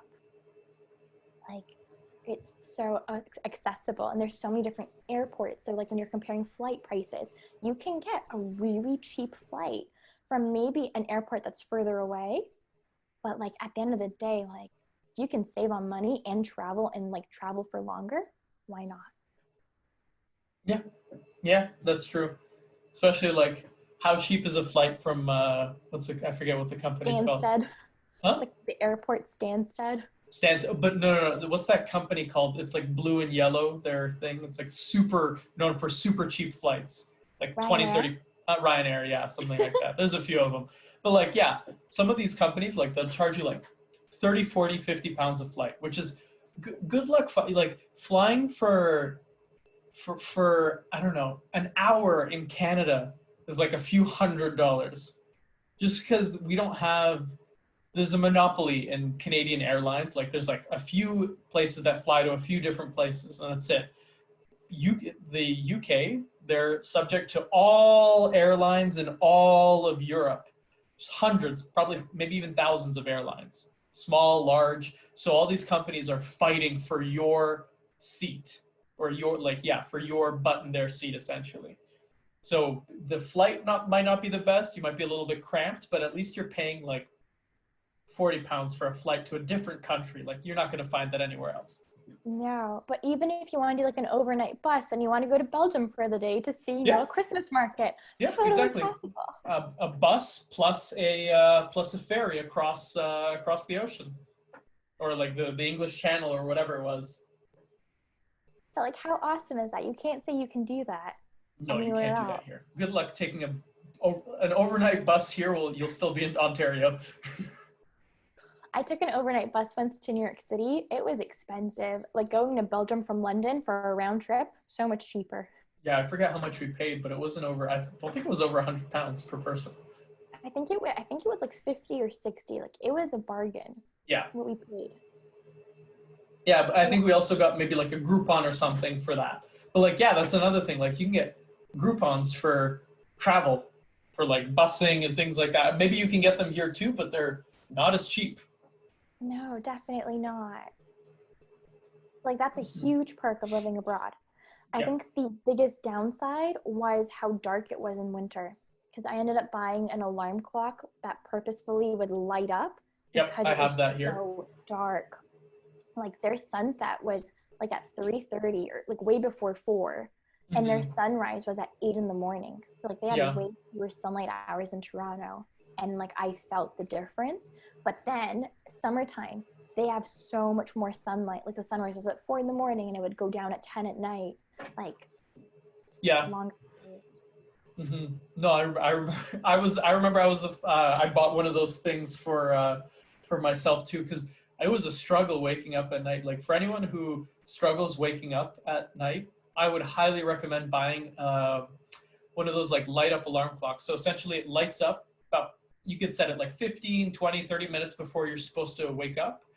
It won't make a sound. It'll just slowly start to light up. You can get it to make an alarm when it's actually time for you to wake up, but just the fact like waking up with some sort of light, some sort of sunlight, you don't feel like you're being like smacked in the face with an alarm every time you wake up. You're like, your body's slowly building up to it. I use it here. Like my alarm goes off at it's not as effective now virtually because I wake up a lot later. Or I wake up half an hour later. I wake up at 7:30 in the morning. But usually I'm up 6:45, and sometimes the sun isn't up. Like now the sun wouldn't be up. Maybe now it would be, but like a month ago, it's pitch black until like 8 a.m. and it helps a lot. Such a difference. Mm-hmm. And then also the tweeting birds instead of like the iPhone alarm blaring at you is another plus. And then what were some of the positives about working in the UK and London versus working here? Positives is that you had your own classroom right away. Mm-hmm. Just the fact that you get to set up your classroom in September, you get to figure it out. In the UK, most classes have a TA. So my first year, I had a teacher's assistant, and she was in my classroom for the entire day for the first 2 months. And then she was taken out during the afternoons to do interventions with the kids. But when I was learning how to be a full-time teacher, I had that extra adult support in the classroom with me. That made such a big difference. And especially because you had 30 kids, and that's a lot of 5-year-olds, especially Yeah. because grade 1 is that change where like they go from reception, kindergarten, into formal education. So that transition for them is huge, and it takes a while for them to learn how to like regulate their emotions, learn how to go from sitting on the carpet to sitting at a table to doing an activity to working independently, like that huge transition. So when you have an extra adult in there, so much more manageable. Mm-hmm. And if they have accidents, which again can happen, it's really great to have an extra adult because it happens, you know? Yeah, you're very lucky with those. I've avoided every single one of them. I'm just brilliant timing. What can I Yeah, say? somehow you're never in the room when they happen. I was away. So I had a girl in my first week of teaching just completely get sick, and I was absent for it. I was not in the room when it happened. I had a student who, this was really scary. She had a seizure, and I was not the one who was with her when it happened, but she was my student. And so just all of these things that have happened in my first year, I wasn't actively present for. But like I heard the other stories of like how others handled it and what they did. So I learned from it retrospectively. You learned the theory behind it. Yeah, essentially. So that was a good learning experience. Mm-hmm, mm-hmm. And then what would you say is something not as positive working in the UK? The pressure that I felt in my second school, everything was assessment based, everything was performance based. Like I loved working in a multi-form school. So what Eric was explaining before, where like you can work in a team, you divide the planning, there are 4 or 3 other classes of the same grade level, so you can compare and contrast and like pick up on how other teachers are teaching their lesson, but it's the same lesson that you're teaching as well. However, if your class falls behind, you have to catch up because all 3 classes or all 4 classes need to be doing the exact same thing Mm-hmm. for the week. You can't deviate from it. You can't change anything or tweak anything because it needs to be consistent. So there's a lot of pressure with that. My second school, it was very calculated. Like every single minute in the school day had to be productive. So if you had an extra minute, great, you're going to be reading with a kid. there was like no space to breathe or to wind down or to like ask the kids, how was your weekend? Like there wasn't time. You had to fit everything in, which made it really stressful. Mm-hmm. And then you're putting pressure on these 5-year-olds to get through the whole day because you can't fall behind. So I don't like that kind of work environment. I'd rather it be at the kids' pace. So if they need an extra lesson on adjectives, you aren't going to move on. You're going to focus on what they need. Yeah. What I love about like working in Canada is I have that flexibility. I can work at a slower pace, but I still feel like I'm doing a good job. Mm-hmm. Whereas there, if I were to slow anything down, then I would be behind. And then I would be told I'm not doing a good enough job. Like my kids are falling behind. And then it just adds more pressure and stress. So Yeah. I'd be mindful of that when going to the UK. Yeah, in the UK, the principals, like administration is much more involved in your classroom than in Canada. Like you are being evaluated, even like, so like Canada has like their NTIP evaluations, like the new teacher, blah, blah, blah, whatever it's called. But like they're doing it for every teacher every year, basically like twice a year. They're coming in, they're watching you. They did it for me. I'm sure they did it for you.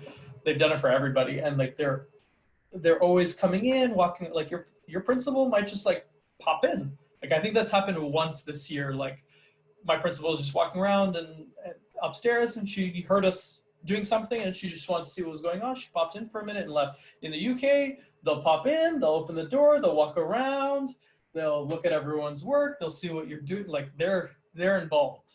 They don't just walk around, they sit down, they participate in the lesson, and then they start talking to the kids. Yeah. And then you're just like, yeah. You're like, what are you doing here? Am I in trouble? Like yeah, and that happens quite a lot as well. Yeah, especially when you're a newer teacher at the school, they will be coming in more often. So you might see your principal in your classroom like once or twice a month versus here you might see them like once or twice a year.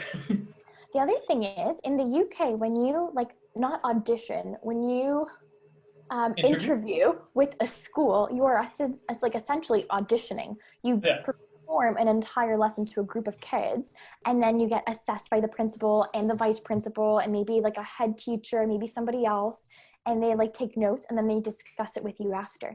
Whereas in Canada, nobody sees you teach until you're in the school. So I think that in the UK, that's actually quite smart because then they can see if your teaching style fits the school's theory. Because I feel like there's so many different schools in the UK that I'm basing my experience off of those two schools and what they were looking for. But I feel like there's a range as well. And maybe it's just about finding that right fit. Oh yeah, no, definitely. There is a range. The only problem I have with those interviews is like they seem so fake. Like granted, like yes, you're like it's a one-off lesson where like you have like a couple days to plan one lesson to make it as engaging. There's people helping you plan this, like Engage Education. The people that are working there, they used to all be teachers essentially. They help you plan that lesson. They make it as engaging as possible for you. They tell you exactly what you need to put in there. So like, it's not fair. On. The thing is, after our first year, when I started applying to different schools on my own without Engage, I still had to do those lessons in all those schools that I went to. Oh yeah, of course, yeah. So it's just like a UK standard thing. I didn't have anyone helping me plan my lessons. It was me creating my own thing as I was like essentially auditioning for these different schools. Yeah, no, that is true. But like, if you're planning on going through Engage, and if you're staying there for the 2 years, I feel like most people would probably get the same school if they're staying there for 2 years and they know they are, then you're not, because like it's going to be like a one-off audition really, and like it's like it's literally putting on an act. It's like like kind of thing. It's like, this is me, I'm a teacher, like this is why you should hire me. Yeah, basically, yeah. And like it could be any lesson, so you could be put in any grade, give any lesson. And that might not be the grade that you're teaching next year. Not always. Yeah. So like you might give a lesson to a year 1 class, but be stuck in a year 6 class the following year. Or like when you're put in. So for me, the second time around when I was when I like handed in my resume to all these individual schools, Mm-hmm. I was doing a lesson for the grade that they were looking for. Okay, good. So it wouldn't have been with the same kids. It would have been with like the The cohort year that was before or above. whatever. Yeah. Yeah. But it would have been that age range so that they Mm-hmm. can see if you're suitable for, because teaching year That one too, yeah. versus year six, so different. Oh yeah. Yeah, So yeah. like Especially years, what is it, year 2 and year 6, when they have their what is it called again? stats, SATs, yeah. standardized assessment Assessment testing. tests, something else, yeah. Like, oh, brutal. So like imagine, for those of you who don't know, it's like it's EQAO, but it actually matters. It That's actually even, like EQAO does matter, but like this is like this is like if you fail this, or like if you don't do well on this, like it can affect you for the rest of like high school and university, for a grade, like essentially equivalent to a grade 5, like a 10-year-old. This could like really affect you. EQAO, I'm sure I did not do well on EQAO, and no one's ever brought it up to me, ever. and it puts so much pressure on the kids as well. But Yeah. then that's the other thing. If you compare like the UK and Canada, like the UK curriculum for grade 1 is the equivalent of what we do in grade 1, 2, and 3. So we take our time and we go through things slower. They like expedite it, and then everything's crammed into that 1 year group. Mm-hmm. So the pace has to be quicker because you have so much to cover. Yeah. And so like the kids feel so much older there because there's just like higher expectations. There are, yeah. No, like the kids were probably do like, if you compare a UK grade 4 student to a Canadian grade 4 student, there's probably similar abilities on the standard, but because the students in the UK are expected to do more, the abilities might be the same, but the standard of, or like the actual physical work that they produce tends to be of higher quality usually. Yeah, definitely. And you can see it in like their vocabulary and even like their penmanship, because presentation is Their so penmanship was better than mine. so important. Mm-hmm. Yeah, it's hilarious. Like it's hilarious how much like emphasis is put on penmanship. Like I remember I was writing comments, and my who it might have been my headmaster, my like the vice headmaster, whatever it's called. Like they were like, Eric, you might want to write a little slower. Your writing's a little sloppy.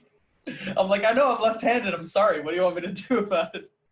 I get it. Like parents want to read those comments, but you like, I'm trying to go as fast. If I'm like, especially UK comments, that's another thing. Like marking is definitely a negative in the UK. You mark a lot more just because of the sheer volume of students, and also the amount of effort you're meant to put into marking. Like you're meant to do like the 2 stars and a wish kind of thing. Like you've done so well in this area, here's what I would like you to do in your next step, and here's how you can improve. It's an excellent system if you're actually like keeping up with it. But a lot of teachers, they were just like, they would write it in and then never get their kids to make the effort to fix it.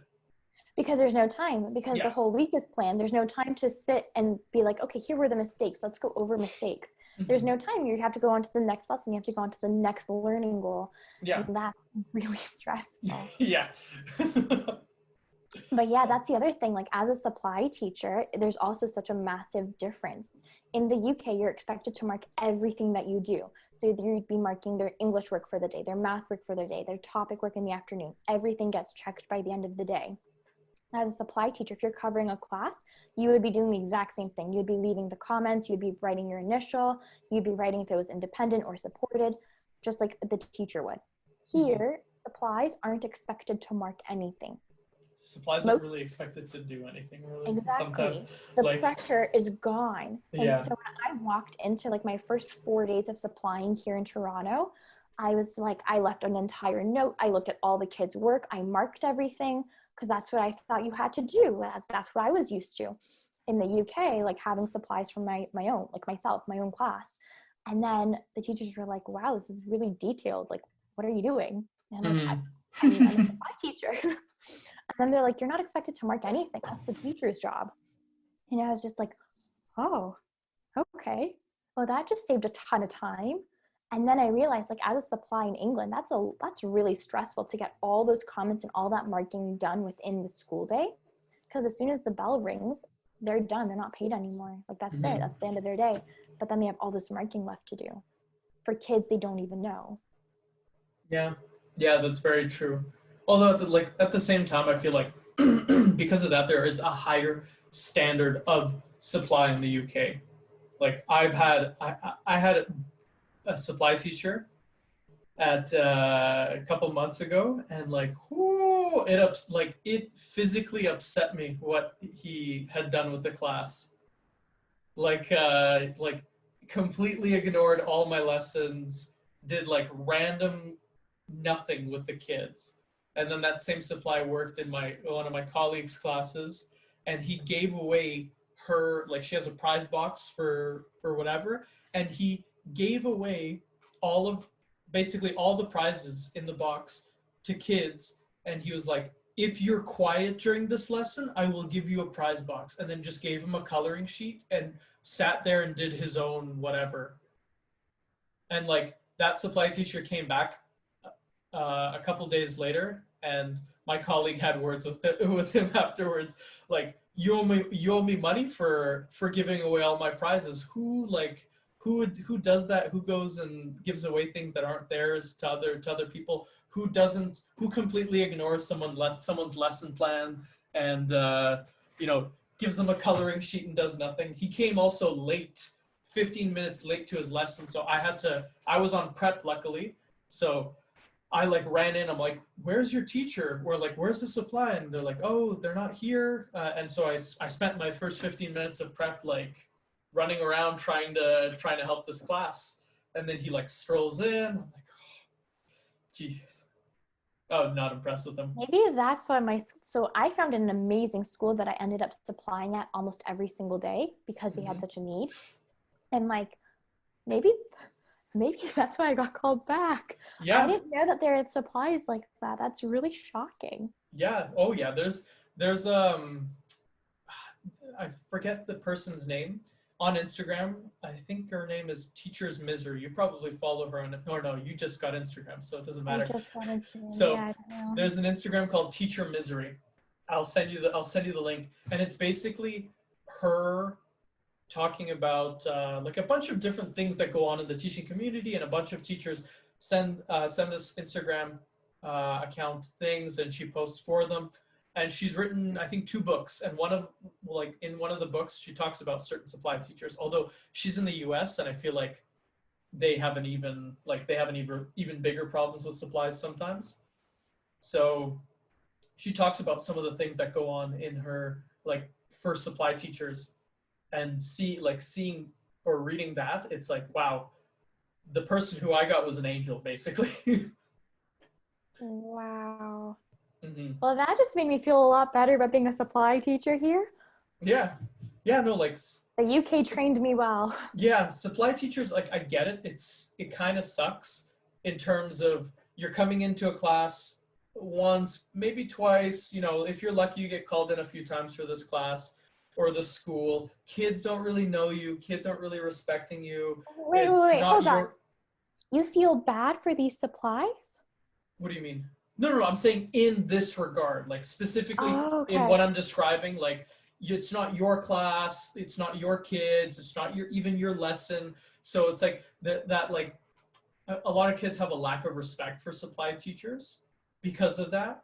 But at the same time, and again, this isn't everyone. Like, obviously I'm not painting every supply teacher in this brush, and most supply teachers are competent teachers who are just trying to either get permanent work, or they enjoy the supply work, or they have other responsibilities where they can't have full-time work. But some supply teachers are supply teachers because they're not competent enough to be teachers. Like, they're not competent enough to be left alone with a group of students every single day for an extended period of time. I don't know. And that's in every profession. there are teachers who aren't competent enough to be teachers who have slipped through the cracks. There are people in all areas of life that are not competent but have gotten lucky enough to establish positions. Like I've had a few different jobs, and I've seen all levels of competency from people. I think that like supplying would give you all the skills you need to become a better teacher, It because it definitely does. exposes you to like a range of lessons, a range of grades, a range of kids, behavior management strategies. But like, But that's you as a competent supply teacher. And as a competent teacher, and again, most people are competent. Some people are not, like that person who supplied in my class. I was I was genuinely upset. This supply teacher was, if I'm not mistaken, they were blacklisted from our school. Like they are no longer allowed to supply in our school after, because he'd supplied in a few people's classes and a few people had complained about him. I didn't know that can happen. Yeah, you can get blacklisted from a school if you're not. I mean, why would they want to call you in if you're not competent enough to take care of like 15, 16 kids for an hour? That's such a small class size. Yeah, exactly. But then again, like you have my sister, my cousin's fiance. He's also a teacher. He's a year or two older. He's a year older than us, and he's like he's initially a PE teacher, if I'm not mistaken. But because he was such a competent supply teacher, the schools that he had worked with gave him opportunities for LTOs and things like that, because they see he's a supply teacher, but they see he's competent enough to be, and he wants to be a full-time teacher. So they're giving him all these opportunities. Whereas if you're not as competent, if you're not putting in the effort, you're not going to get these opportunities. Like no one's going to give you an LTO if they see that you're useless as a supply teacher. Yeah, I wouldn't. Like, and I know if like this is pretty blunt, but you know, like you're responsible for people who are young enough not to be able to be responsible for themselves. Like grade 2, like you have to keep an eye out. You can't sit at a table and do marking while 16 kids sit there quietly in color. Are you kidding me?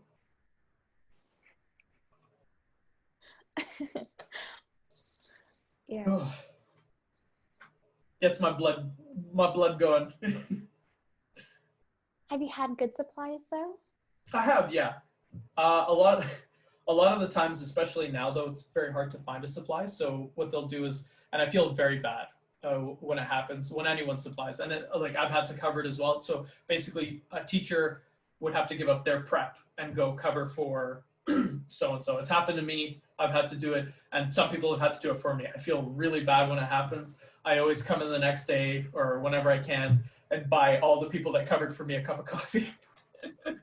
That's so kind of you. Yeah, because I feel like prep it's like gold, you know, and that's like taking away someone's ability to plan, and they'd have to go home and do it instead, or like panic and try to fit it all in one prep session the next time. Yeah. Mm-hmm. Oh, yeah.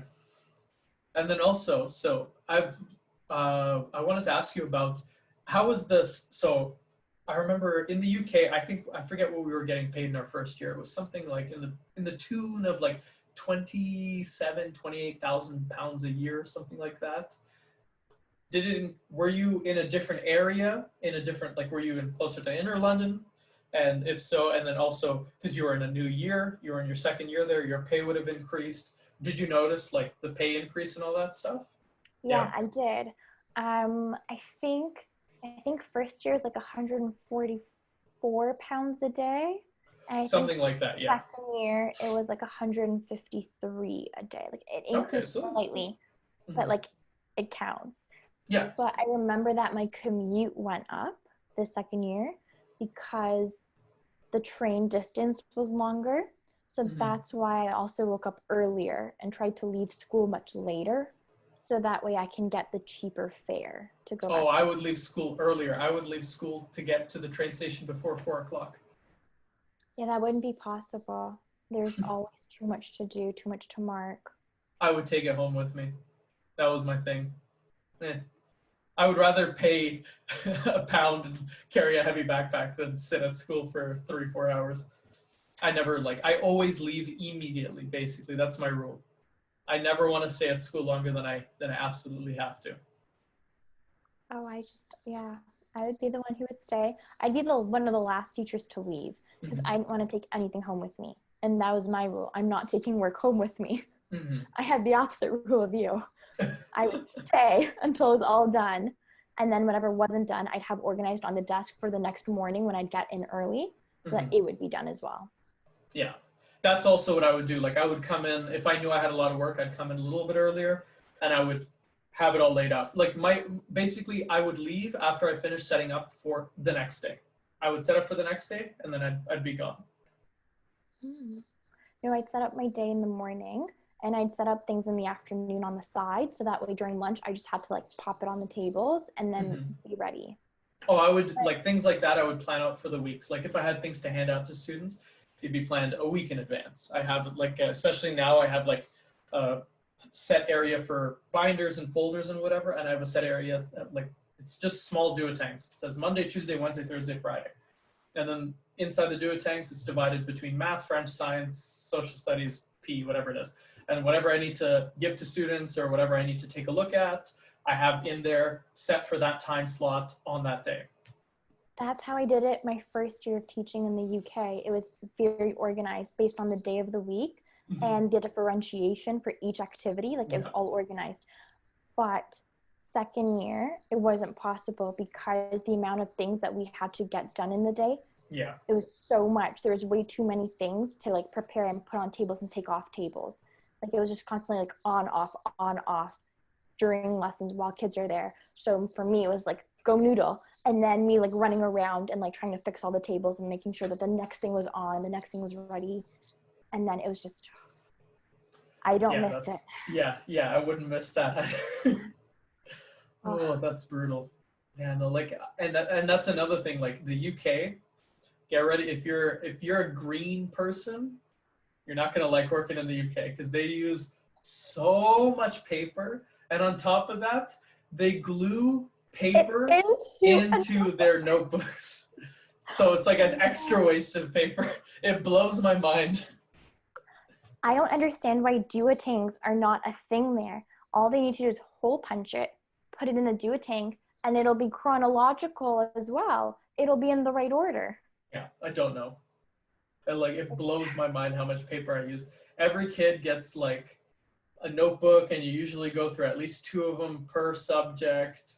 So at some 3 or 4. Yeah, I was gonna say sometimes like for like math, definitely I had 3. English, 3 or 4.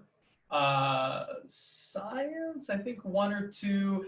The religion one. What was the RE? RE. So there was a religion and something else. It was like split in 2. PSHE? PSHE, yes. RE and PSHE, like physical, social, emotional health, essentially. That one, we didn't even get through half of it, I think, if I'm not mistaken. Because it was a lot more like discussion-based. Yeah. That's why. But then the other thing it's is, a lot of paper. all those sheets of paper, you spend time printing them. Yeah. And then because the UK paper size is larger, then you spend time trimming them. Yeah. And then once you're done trimming them, then the expectation for me was I had to glue them in. I didn't want to glue them in. So I taught my kids how to glue them in. 4 dots on each corner, like a dot on each corner of the paper, and glue it in nicely. And then I was thinking like, this is great. I'm teaching them independence. I'm saving myself a lot of time. And then the book reflects their work. And then I was told by admin that it looked really messy, that the teacher should have glued it in so that the book wouldn't look like an accordion, but like a tiny little thing. And I was like, well, that's not really accurate because these kids are 5. Well, a 5-year-old has a book that looks like it hasn't been used. Yeah, exactly. I did like, it blows my, like even my grade 4s or like my year 5s couldn't even glue things in properly. Like their pages would be stuck together. I literally remember having a lesson on like, guys, I know this is crazy, but you don't need to use the whole glue stick on the entire page when you're gluing stuff in. Hear me out. Just hear me out. Like, How did you do that in the UK? How did you dedicate an entire lesson to just gluing? Like, that wouldn't work in my school. we were like, there was a lot more, like, we were not as pressed for time in our school. So what I think it is a lot of these schools, because so in the UK they have like the leveled system for the tiers of schools, and like you can be in good standing, excellent, and then like not so good or whatever. There's like 4 different standings, whatever it is. And I know that from, if I'm not mistaken, the school that I worked in, we were in excellent standing, and we were like one of the top 2 or 3 schools in that borough or whatever it was called. So we were like, when you're already at the top, the expectations that you stay at the top are still there, but when you're at the top, you feel like a sense of relief. You're not like gunning towards the top anymore. You're just staying at excellent standing or whatever it is. And because of that, you're not like trying. So like a lot of the schools that were in like poor standing with whatever regulatory body it is, they're the ones that are like, like go, go, go, like everything has to be done, everything has to be perfect, glue in everything, like teachers do it all. Like those are the schools that have to do that because they want to get in good standing and then excellent standing eventually. But the schools that are already there, there's not as much pressure on them. They're also not being as they're not being evaluated as regularly by Ofsted or whatever it's called. So if you're in excellent standing, I think you get evaluated once every couple of years. If you're in good standing, it's like once every 2 years. And then if you're in poor standing, it's once every year you're being evaluated, or something along those lines. When you're being evaluated by this regulatory agency, it's like it's a big thing. Like the whole school goes on lockdown, even if you're in excellent standing. The whole school is like, like everything has to be perfect, like that. You feel the pressure. And my second year was Ofsted year. Like, we got evaluated by Ofsted. Oh, how was that? Brutal, because of the amount of pressure that everyone put on everybody, and everyone was stressed. It wasn't the best work environment. No. And then I remember, for me, it was an observation during phonics. And because I teach phonics and I have a Canadian accent, I'm not teaching it the British way perfectly. I just remember like feeling like, oh, great, this is the lesson that they come to observe. Yeah. But I loved phonics, so at least they could see the passion showing through, but I don't think that's what they care for. No, they're very by the number, and it's so stupid and so annoying. They're like, I didn't experience an Ofsted year, but I know from your experience and from a few other, I think like Steph and Courtney had an Ofsted year. That's right. Was it? I can't remember. Well, Steph and Jeremy were in the same school, and neither of them had. Oh no, I think it was Courtney, or it was somebody in the group had an Ofsted their first year. Can't remember who it was. I think it was people who were in the high school, not so much elementary. Okay, maybe that's a possibility. I'm trying to picture who. It's horrible. Definitely one of the Australians. Yeah, it's horrible. It's like, it's never fun. And it's not even like people that like, these people aren't even supposed to have an opinion, honestly. Like these, like in my mind, it's like, who are you coming into my class once every couple of years to look at to look at one lesson and evaluate me based off of that? What if I'm not having a good day? What if my kids aren't having a good day? What if it's, like, why do I need to upend my entire schedule to meet your schedule kind of thing? Like, I'm a teacher. I'm not a puppet. Hold on. So the day that Ofsted came was the day that my year ones had their class assembly. Oh God, so wow. My year one. So, okay, that's another thing in the UK.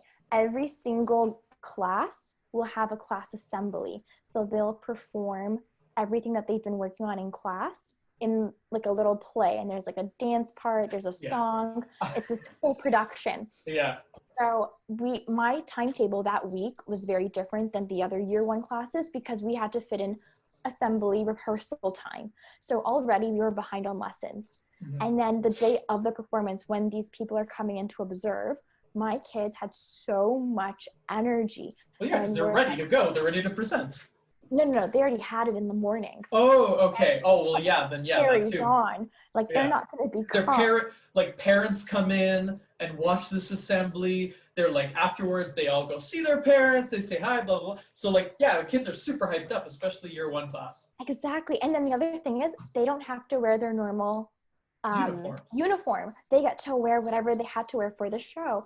And because mine was about toys, they were dressed up as like characters from Toy Story, or like princesses, or like a cowboy, like full on costumes and stuff. And so like they did change, but that excitement didn't fade. And instead of being able to be like, oh, this is so exciting, let's do some math, I'm so glad you're still happy, let's use this energy, let's move around, it was like, no, Ofsted is here. We have to teach the way that any other normal school day would go.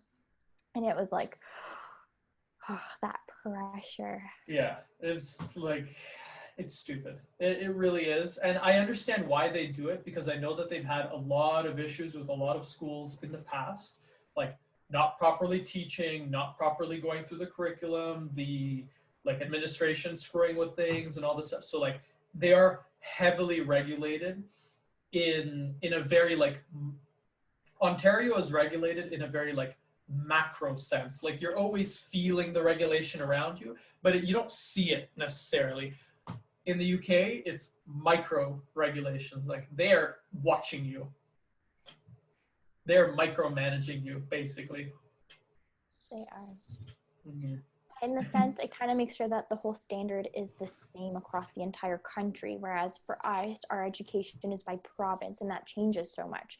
Like the amount of resources that Alberta has, like the resource I shared with you a few days ago, like their entire French curriculum is very much planned out.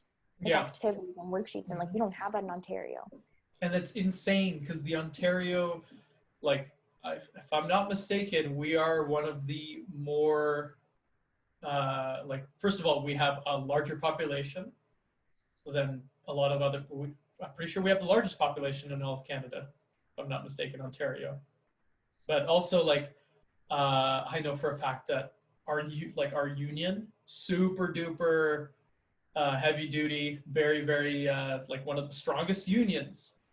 Like the Ontario Education Board, very, very wealthy board, I'm sure. Like you look at some of their buildings, they're worth a lot of money. They look very nice.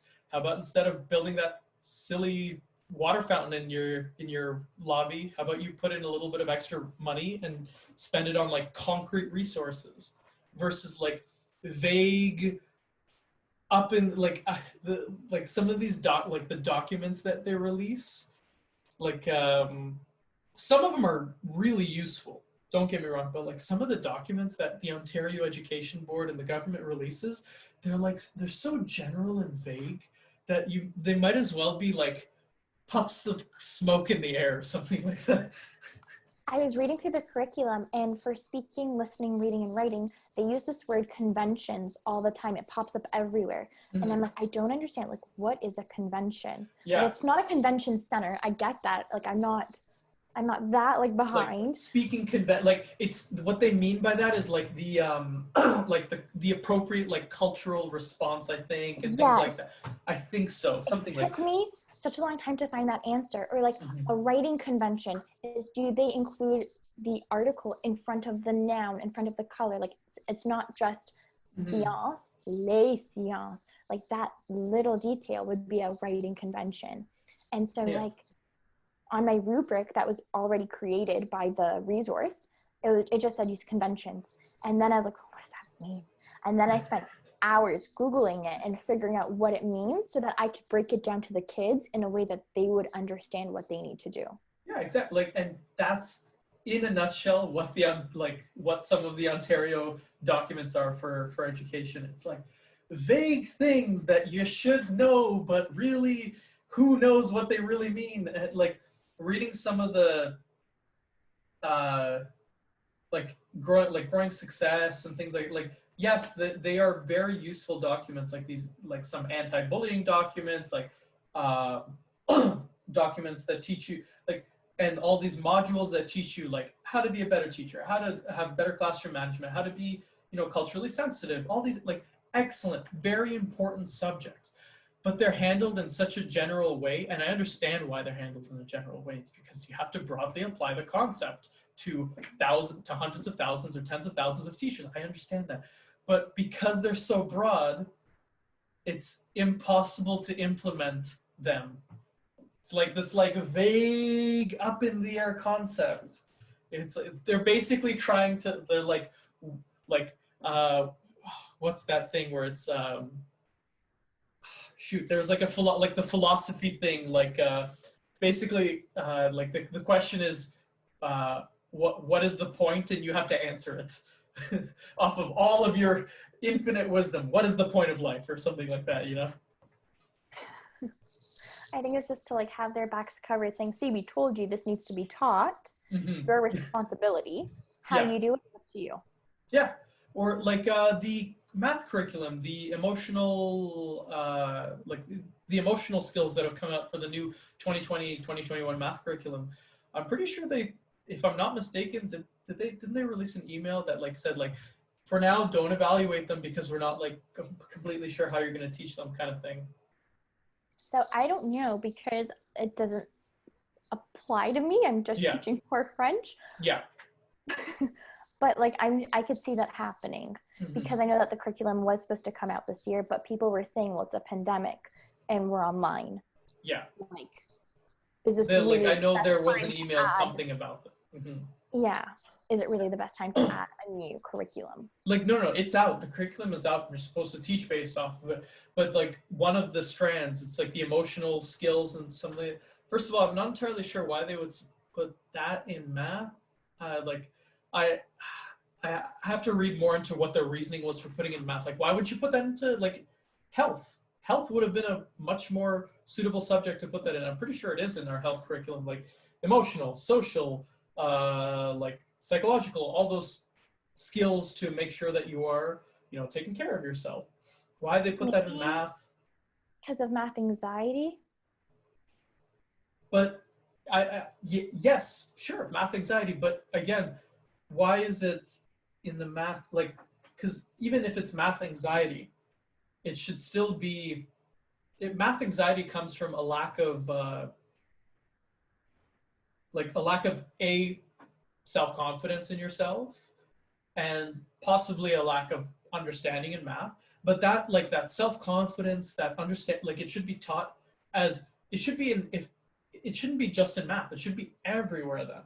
Like, don't either put it in one place that makes sense, or put it in everywhere, because every student is anxious about all different kinds of subjects.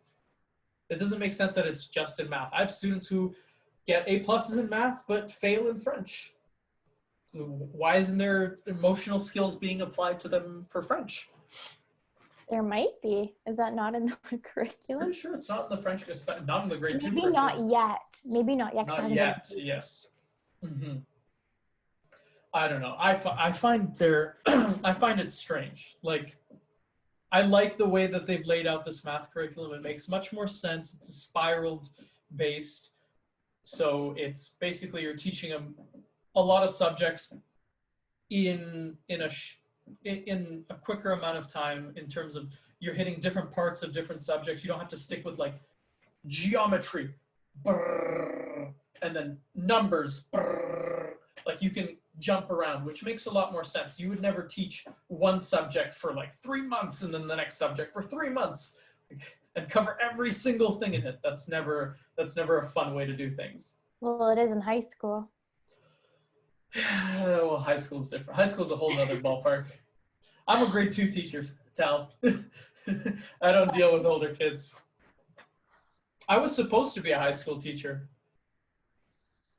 Really? I was supposed to. I really wanted to be a high school. I prefer teaching older grades, because of their level of independence is usually a little bit higher. And also, yes, older kids tend to have a tendency to be more like standoffish sometimes, but I actually enjoy that. Like, I enjoy that ability to be able to like have a little bit of a back and forth, like have an actual, like, my kids, my favorite thing in the world is to ask them a question, like that they know that other kids have an answer to. Like, what's your favorite ice cream kind of thing? And then one person will say chocolate, and then the entire class will say chocolate. Like, there's no differing opinions. Because in grade 2, you're like really nervous about that stuff. You're like, oh, I want to be seen as the same. In high school or like in older grades, that doesn't really happen as much. Like, if I ask a kid, like, what's your favorite video game? It might be like, I like Donkey Kong, and another kid might be like, that's stupid, I like Mario better. And like, we can have like a proper debate where as kids, they'll all like smush into one person basically. Or they'll say, that's wrong. This is the Yeah. best one. Yeah, And yeah, then yeah. it's like, well, you can't be wrong if that's something that you like. Yeah, exactly. And like, it's fun to have those discussions. It happens a lot less frequently in the younger grades, just because they haven't come into themselves yet. Like, they're not as confident being individual because they don't have as much experience being an individual. Like, they're either with their parents or with their teacher or with their brother or sister or whoever. So I was supposed to be a high school teacher, but I got royally screwed over by a university, my program director for like education or whatever it was. Basically, she's like, yeah, you're gonna graduate, you're gonna have your major and your minor. And then she left on maternity leave, and then I get a letter from the university saying, without so and so amount of courses, you will not graduate this year. And I'm like, excuse me? And I went to go see the new program director, and she's like, yeah, she wrote in all these notes saying that you're good to go and you're ready to graduate when you finish this year, but you're missing 2 like third-year level courses. And I'm like, I was very upset. But you know what? I think things happen for a reason, because if you weren't in primary junior, you wouldn't have been in 5th year with me and Agatha. If you weren't That's with me very and true. Agatha in 5th year, would you have gone to the UK? If you hadn't gone to the UK, would you have gone to China? If you hadn't gone to China, would you be where you are right now today? No, and you're absolutely right. But at the time, I was extremely upset because not only is it a huge mistake to be like, yeah, you're graduating, to no, you're not graduating, and then B, university courses aren't free. They're like, that's an extra $2,000 right there, or however much it is to take. And also, that's during the summer I had to take them, which is my time when I would usually work, make more money. I wasn't able to make as much as I projected earlier before I had to take these courses. Granted, those courses were some of the most interesting courses I had taken in university because they were electives that I wasn't supposed to be in because I didn't have like the previous prerequisites, but I just like, I applied to them and the professor accepted me. So I'm like, yeah, whatever. See, it all worked out, but that is frustrating that happened. Yeah, like I would give that program director a piece of my mind if she was there. You can forward her this when we're done. Yeah, exactly. Like, whatever your name is, I can't remember because I'm too upset to remember right now. Stupid McStupidston. Like, you owe me Maybe $2,000. You owe me Maybe $2,000 for anymore. yeah. You owe me $2,000 because I had to take extra university courses. Yeah, maybe don't send her this anymore. I don't think she'd appreciate it, especially No, I during don't think COVID. So much going on in the world. Is this really what she needs to hear? Yeah. Well, she should feel bad making me spend an extra $2,000. Or you could say, because of you, look where I am now. That's true. You could say, excellent, I'm in this great position, but you know it would be even better if I was in this great position and you paid me back the $2,000. That's such a nicer way to go about it. I think Exactly. you should do that and include the timestamp. Yes, exactly. If I only remembered her name, I wouldn't say her name on, like, out in the world like that, but like, like it was. Destiny's Child, I'm a survivor. Like, I'm not going to blast her name on the internet because my mama taught me better than that. Exactly. Yeah. I don't know. Like I like that. I don't get any satisfaction or joy from that. Like I get joy and satisfaction from, actually, no, I don't even get joy and satisfaction. Like I get joy and satisfaction out of making sure that someone does not repeat their mistakes again, basically. But she is unaware of her mistakes. That's the problem for me. Like I get satisfaction in knowing that if the person I know had made a effort into making sure that something like this were to never happen again and put like safeguards in place, then yeah, I'd be like, yeah, this person, they made a mistake, but it's in the past and it's okay. That's what, like, whenever my kids apologize, like, I don't care if you're sorry. Tell me how it's not going to happen again. And like, because like saying sorry is words. What actions are you going to put into place? What are you going to do to make sure it doesn't happen again? And like, there was never any follow-up after that. Did you send her an email? So you think she's unaware, like completely? Probably. Okay.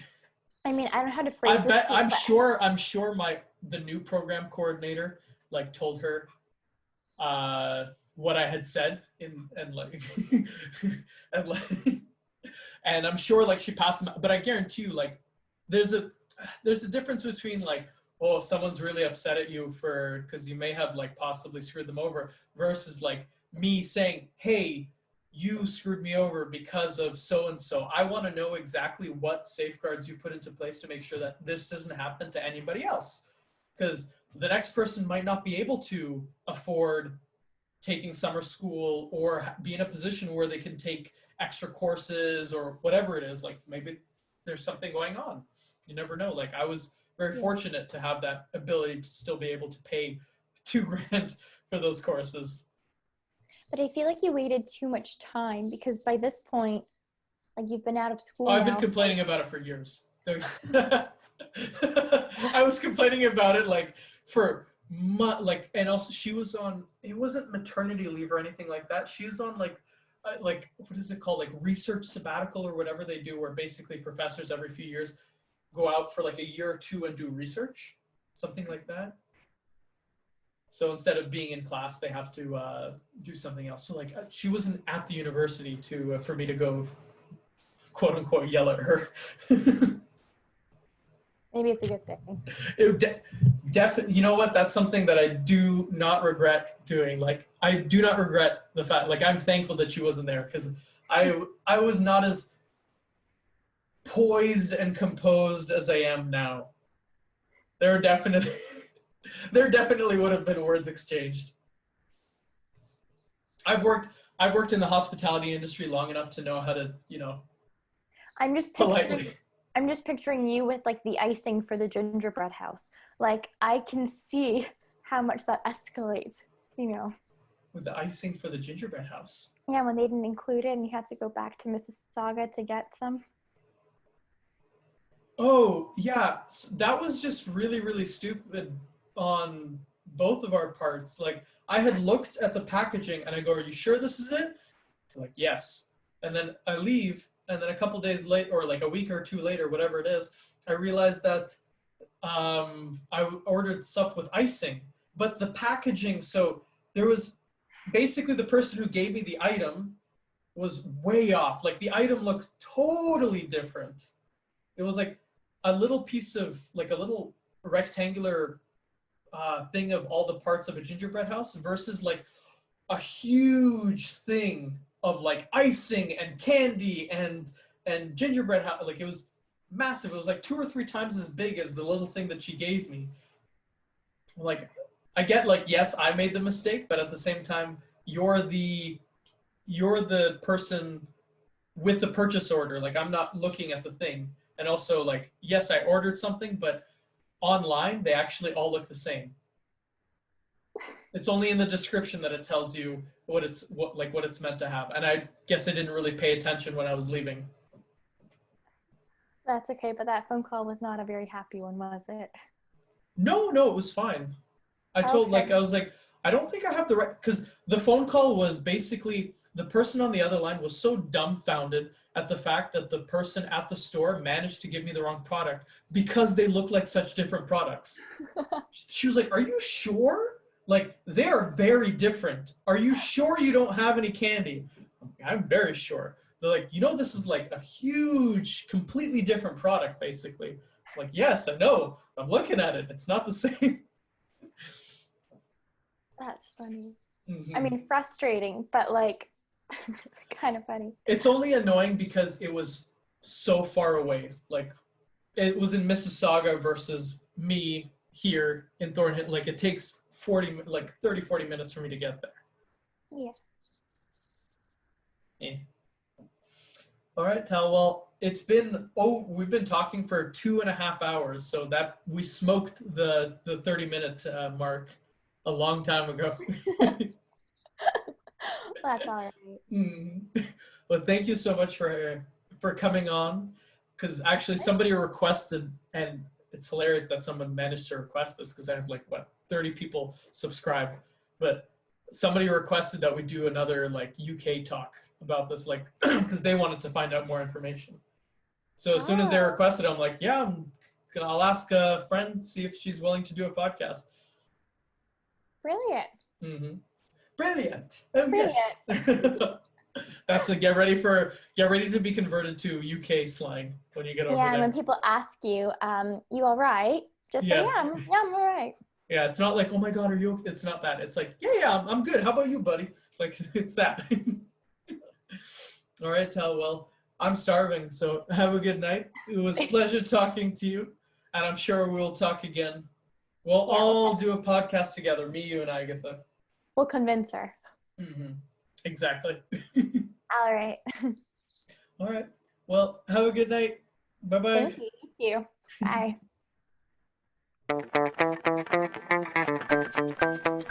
Bye.